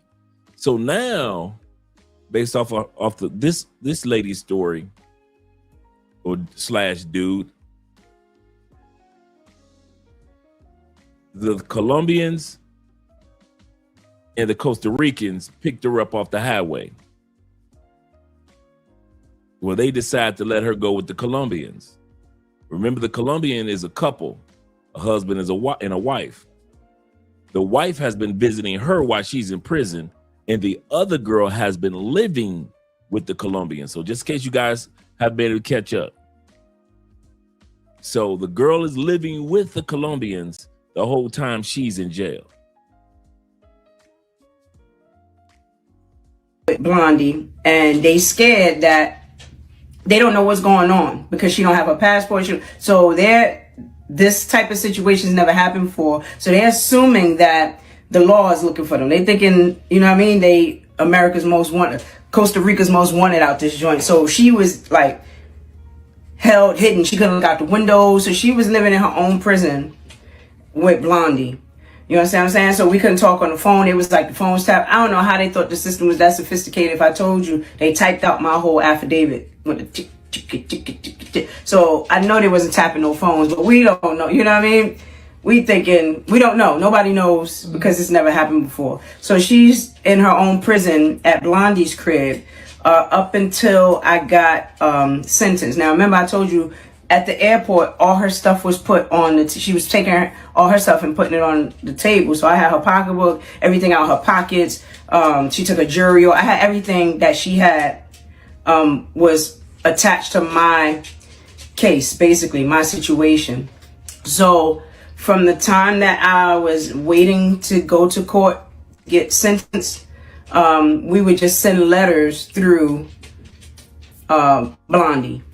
And that was our form of communication in that method, because they thought that, you know, she was being looked for, searched for. So we didn't talk on the phone or anything like that. Once I got sentenced, she started coming to visit me. So it was like when coast is clear. Right, yeah, the coast was clear, and she started coming to visit me. When I got sentenced, so during this time period, at one point in time, they took away my visits. Like, I couldn't visit with the population because they assumed that I was trying to escape. So I remember somebody had asked that question, you ever thought about escaping or something like that, right? I'll answer that in its own question. Okay, so Only Kia wants to know, can you tell us what OG and them was sentenced? Are they out now, and do y'all keep in touch? Oh, okay. Their sentences range from 12 years, 10 years, 8. These are the numbers as time started to go down. OG was at like 12 years or something. So she's telling the amount of time that the ladies that she was in prison with, the other 6 American girls that she met in prison, how much time did they get? Because she got 4 years, but the laws had changed. So the question is, how much did OG and all the other girls who are American women, how much did they get before the laws changed and you were able to get just 4 years? So that's what she's asking her right now. I'll bring that back. Oh, okay. Their sentences range from 12 years, 10 years, 8. These are the numbers as time started to go down. OG was at like 12 years or something like that. So they were like 12, 10. Harlem was like 8. The average was like in the 6s, 8 to 6. 10s, 8s, and 6s was their averages. I keep in touch with, I'm really close with Harlem. We're like, we're close. We're extremely close. We're like sisters almost, but not sisters. Like, we're just tight. We're cool. Okay. Well, she stated that when she was in Limon, Costa Rica, they went past the prison and it didn't look livable. And families were outside with food for the prisoners. And she was told that if your family don't bring food, you don't eat. Now, in a lot of countries, it is like that. If your family does not provide food, when you go to jail, if you don't have anybody bringing you food or bringing you clothes, you don't eat. Is that true? That's the crazy part of being locked up out there. If your family didn't take care of you, yeah, you was stuck like Chuck. So basically, you can get what's called a bomba. They call it a bomba. And for us, that translates to bomb. But you can get a bomba. A bomb? I guess it's the bomb. You got the bomb. Oh, you got the package. So like you a can care get package? Yeah, like we call it a bomba. Yeah. And that translates to bomb. But yeah, your family can leave you a bomba on non-visit days 3 times a day. So they could come bring you breakfast and drop it off at the top of the gate. At the top of, outside the prison, there's a gate. They could drop it off there morning, lunch, and dinner. So you can get 3 bombas a day. We could order Chinese food if we want it, or like if you could make it work, you could get it done, you know. So when it was the weeks of like the cool security guards, like they could look out for you, and you could finagle some Chinese food in and stuff like that. The Chinese people wouldn't typically deliver. It had to work, you know, in a way that was like, you found somebody cool. You have to know what security guard is going to be at the gate that'll take money up with them and go ahead and pay for your Chinese food delivery if you worked it out that way. So yeah, you could get like Chinese food delivered or something like that. Or your family could order Chinese food, have it sent to, I say Chinese food because I was like, I've done it. So I just say that because I know that familiar. We probably could get pizza and all of that kind of stuff. But generally that was like kind of rare, but not impossible, because people don't have bread like that to be ordering no Chinese food and all of that stuff. So that was kind of rare, but possible. So your family and the visits now,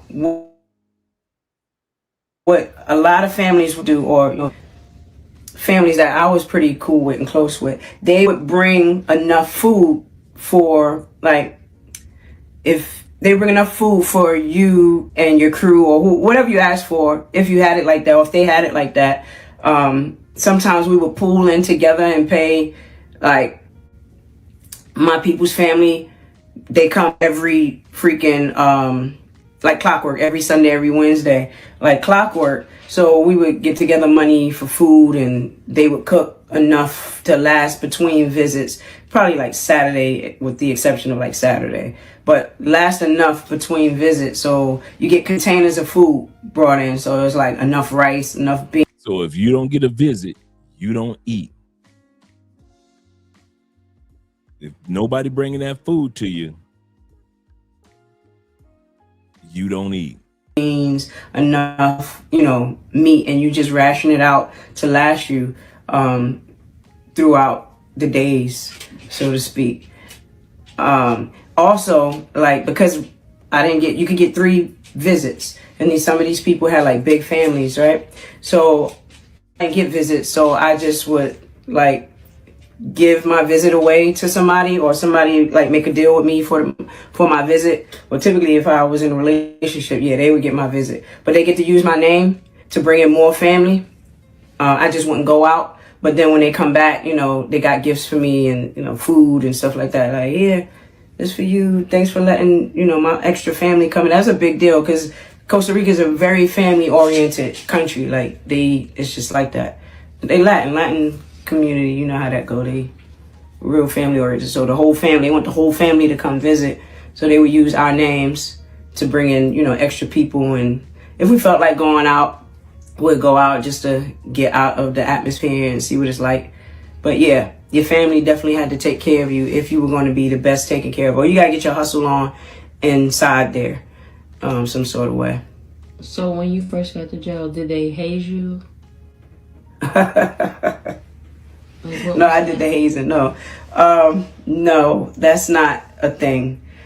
Hazing and like when you coming in, like how we see on TV, and they out the bar, oh, fresh meat. Mm-hmm. So it's like you're here to yell, like, oh, fresh, but there's no bars. You know, it's like a community. It's like summer camp almost. So you walking amongst everybody. And, you know, the crackheads would be yelling, oh, we got a new person, because everybody won't come out the section. But yeah, that's a big deal. Oh, we got a new American. And they would definitely, you know, make sure we knew, oh, you didn't come to the Americans. You got an American. Or if it wasn't an American, because we had other nationalities, like Germans.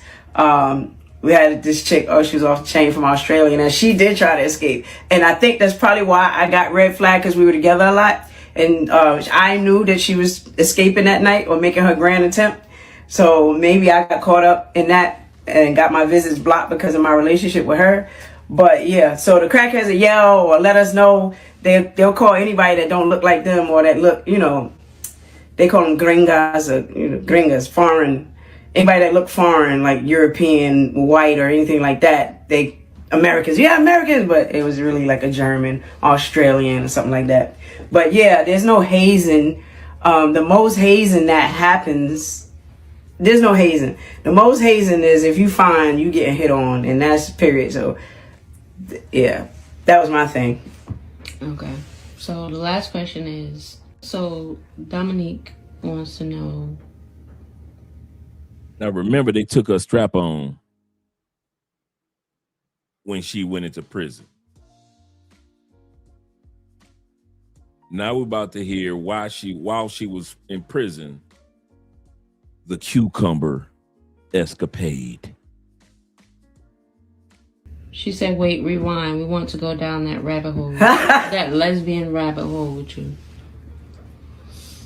I was gonna, as this is gonna be the segment, I was gonna make a segment. I want to tell the story in part so much, when I sit back and think about the experience. Of course, it's 4 years. I was in Costa Rica for 4 years and 3 months. So of course the experience is like vast. I can go in multiple areas. What was the food like? What was like? Give me a day in the life. You wake up, All right, so let's go down this rabbit hole for just a second. So she's talking about the fact when I talked about not having a strap, right? So when you're like, I'm a creator, like, period, by nature. And as a lesbian, I had a thing. I wouldn't, I didn't want to put my mouth on things, random things, especially the level of running through chicks I was doing. And I didn't really want to put my mouth on them. I was like that outside. I didn't want to put my mouth on people's private parts unless we were like in a relationship type thing. So not having a strap was like mind-boggling. It was just like uncomfortable and difficult because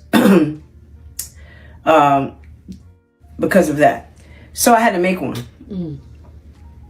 So this is the story of how I want to tell you how and why cucumbers got banned from the jail. So when your family bring food, right, they could bring you food, but it can't be raw. The only people that can get raw food is Casa Cuna, which is where the babies are and the pregnant women. They can get eggs and raw food because they have a stove and they can cook. But us, our food has to be cooked. Our food has to be cooked. We could get like one apple. We couldn't get a lot of fruit because you can make chicha, which is liquor, and we used to make liquor. But so we could. There were certain things we couldn't get. So when it came to cucumbers, I used to get them from the kitchen lady. And now she wasn't a prisoner. She was like the head of the kitchen lady. She was mean as hell, but she just liked me. And everybody that was mean or whatever, they took a liking to Americans. Like I said, it's a third world country. They think we're rich. So she felt like getting in with the Americans, maybe we're going to be sent something and she'll be the pickup person type thing. Because she did play me on a situation. But anyway, she used to give me cucumbers because I came up with this grand idea. Now, when you're in jail, you ain't got nothing to do. You're going to come up with all kinds of stuff, especially if you're creative. Like, I did a lot of creative things in there. This one particular thing I did, I made me a strap. So I used to have these one pair of... Yeah, she said it. She's in prison, getting cucumbers from the kitchen and making a strap. Like tight red panties, right? They was like supposed to be my period panties, but they was like a good, strong, sturdy material. They was like really good period panties. My favorite panties if I was on my period, right? Okay. What I did was, all right, you have to understand why I have access to these things. I get the cucumber from the kitchen, okay? We have different people have stores. So like my people's she had a store where she sold clothes and made clothes. I actually gave her a pair of boxers and she made boxers because, God, I could go down this rabbit hole. You gave her boxers and she made boxers? Right, I gave her because I used to wear my pants sagging all the time and they didn't dress like that so you would see my boxers, right? But they didn't wear boxers, they wore panties. The boys, the tomboy, they wore panties. So she cut up your boxers and made a different So she knew that people were going to want it. Sample. Right, so I gave her my drawers, she made a sample and then she just started making them for me. So I used to get my drawers from her. She was the bomb. That was my people's. Anyway, so that's where the access to thread, needle and thread came from, right? But it wasn't like, and I knew, oh my God. All right. I knew the type of thread I needed. So they have like, they call them talleres. Yeah, little workstations and stores type thing. So she had her own shop where she made clothes. Her mom had her own shop where she made like pillows and teddy bears and stuff like that. Then you had places that made like Kamba, which is like arts and crafts type things, because we would buy them and take them out on a visit and sell them during the visit. Or, you know, they'll take them out on a visit, sell them during the visit. Or if you a prisoner, you know, you would buy them and give them gifts to your family when they come to visit. You know what I mean? Just whatever.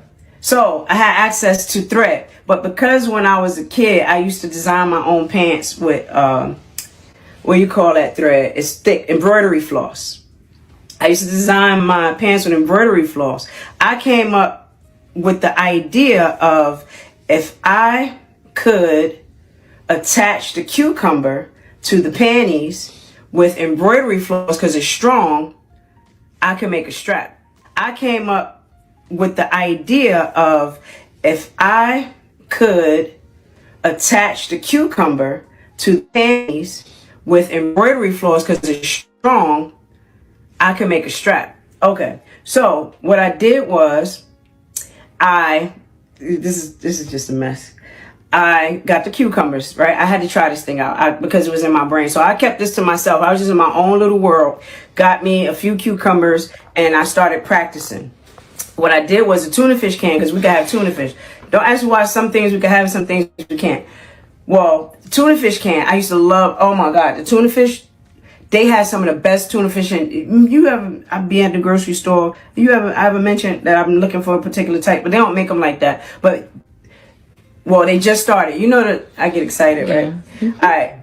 The tuna fishes in the pack, the selects ones, you know, remember the ones that they got now? And they got different flavors and all kinds of things like that. Well, they used to have all kinds of different tuna fishes, with jalapenos in them and vegetables. Look, so I used to get those, right? So I used to get them. So I came up with the idea of how I'm gonna get a knife, because we can't have a knife. So I used the can top of the tuna fish to carve a penis out of the cucumber. So listen, right? So now I peel I got the thing, right? The top of the tuna fish can. So you know the song, there's a hole in my bucket, dear Liza, don't mend it, dear. You know that song? No. What? I don't know it. Oh, well, what should I mend it, dear Liza, right?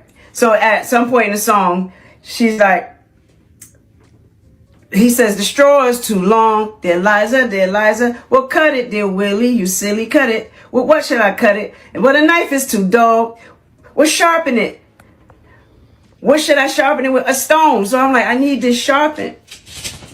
So I started scraping it on the thing, on the cement, because everything was cement. The whole entire place was cement. So I started sharpening, I got my knife. Now I'm carving an actual penis. So the hard part of the cucumber, right?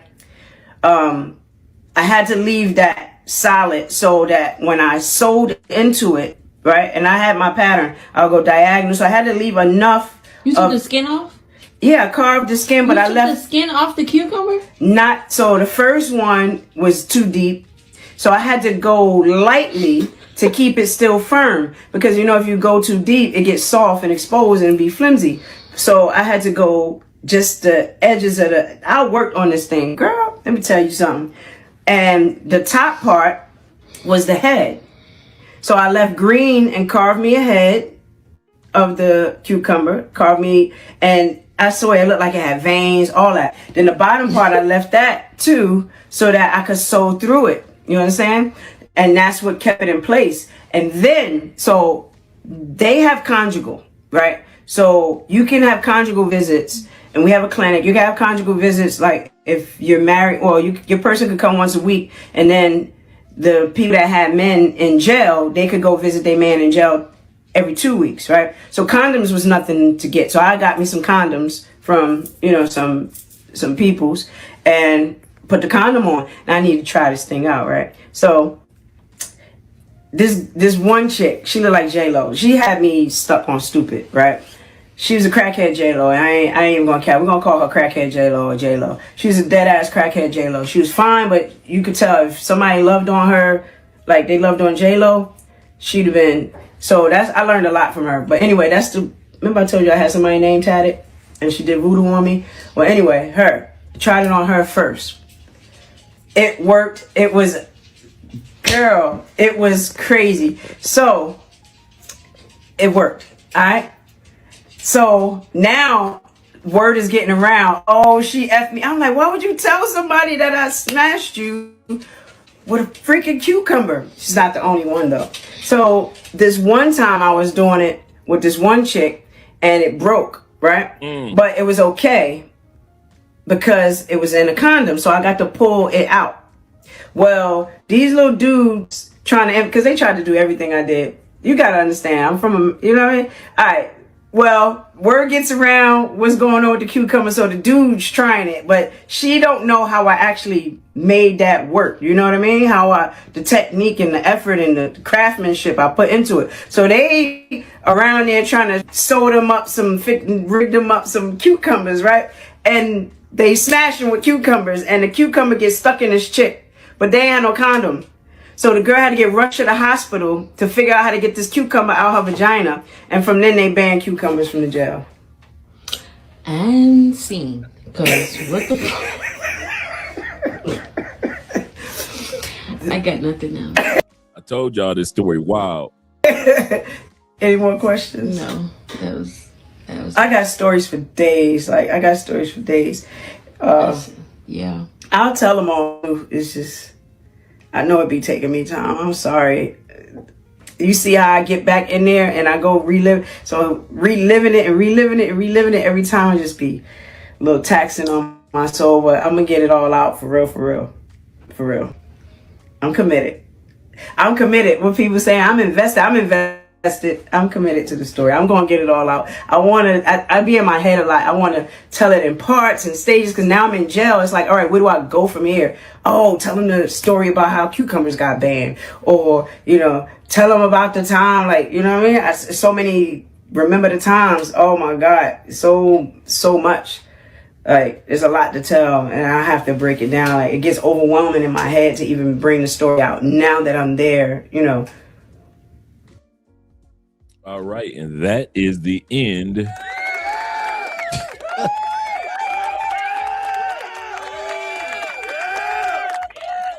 That's probably one of the wildest ones that we've played on the channel so far. And notice, she was 18, 19 years old when this was going on. She wasn't the age that she is now. She was 18, 19 years old. Locked up in Costa Rica 4 years, and, you know, drug smuggling with Colombians. And when she said that she used to wear her strap on almost all the time, and they took her strap on, not at the airport. They took the drug. That's the crazy part. They took the drugs from her from the airport, but they didn't take her strap on. They took her strap on in the jail, and when she checked into prison.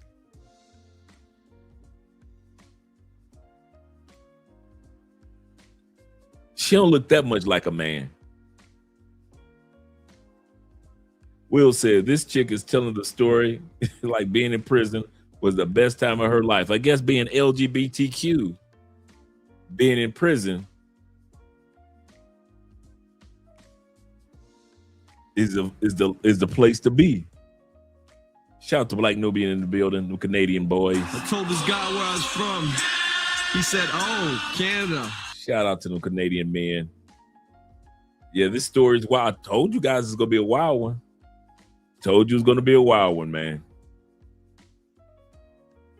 Well, we've been here almost over 3 hours. I knew it was gonna be a lengthy video. Glad to see you guys here. I had to share this one with somebody. Had to be you guys.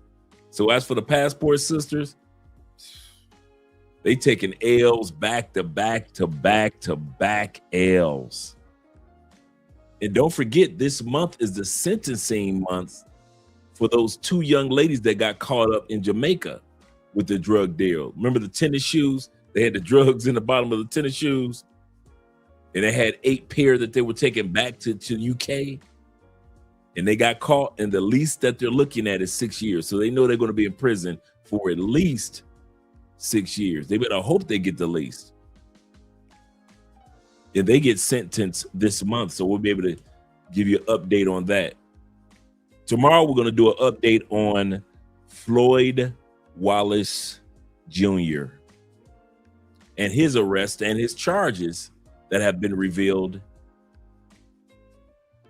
in Brazil, in Rio. So we go talk about Floyd, and we got some other things we're going to be talking about tomorrow. Yeah, tomorrow they've given some updated information on Floyd and what he's been actually charged with, what's going on, how much time is he looking at. So we're going to look at all those things tomorrow, including some other things. But we'll come into the show talking about Floyd Wallace. Yep.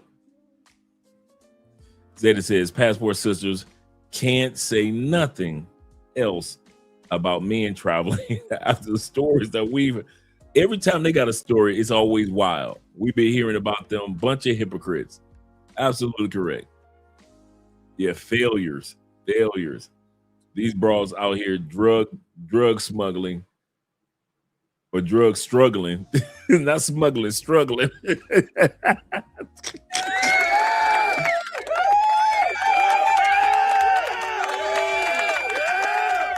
Let me let you gentlemen go. Thank you guys for supporting by way of PayPal, Cash App, and Super Chats. We appreciate you guys. And thank you for your keeping Andrea in your prayers. She's getting better. I talked to her today. So she's getting a lot better. And she says she appreciates you guys praying for her. So I'm going to let you guys go, and I'll be seeing you guys mañana. Let's do us an outro video. This was a wild one. This was a wild one. Here we go. Here.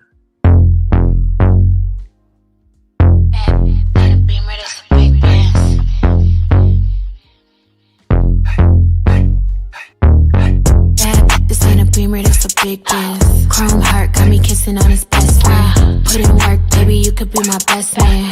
Sending cash to my account, he investing. Dark shades on when I'm off the Migos. He's tryna cuff me like a in a Rico. Moving through this like GTA with a cheat code. He claimed that he love me, but before not a freak. I just wanna dance all night. Can't nobody do it just like I. Boy, you got just what I like. Come on, baby, let's kiss, don't fight. What you wanna do? Tell me what you like. What you wanna do? Tell me what you like. What you wanna do? Tell me what you like. Just say the word, baby, I'ma get you right. What you wanna do? Tell me what you like. What you wanna do? Tell me what you like. What you wanna do? Tell me what you like. Ain't gotta say it, I know I'm the one you like. Ooh, damn, so the DJ turn the beat up. Got a white boy who be singing like a Beatle. Claim she getting bread, but I heard she doing keto. I don't do drugs, I'ma smoke a little weedo. I can chase a man for no paper. I just think it's sweet, I'ma show him now or later. I be getting money on the wake up. He a broke boy, tell that bitch get his cake up. Only with dope boys, they the ones who spinning paper, get your weight up. Told him send an Addy and to stay up. She's out here mad, told him assalamu alaikum. Who that 5'5", she don't even need no makeup. What you wanna do? Tell me what you like. What you wanna do? Tell me what you like. What you wanna do? Tell me what you like. Just say the word, baby, I'ma get you right.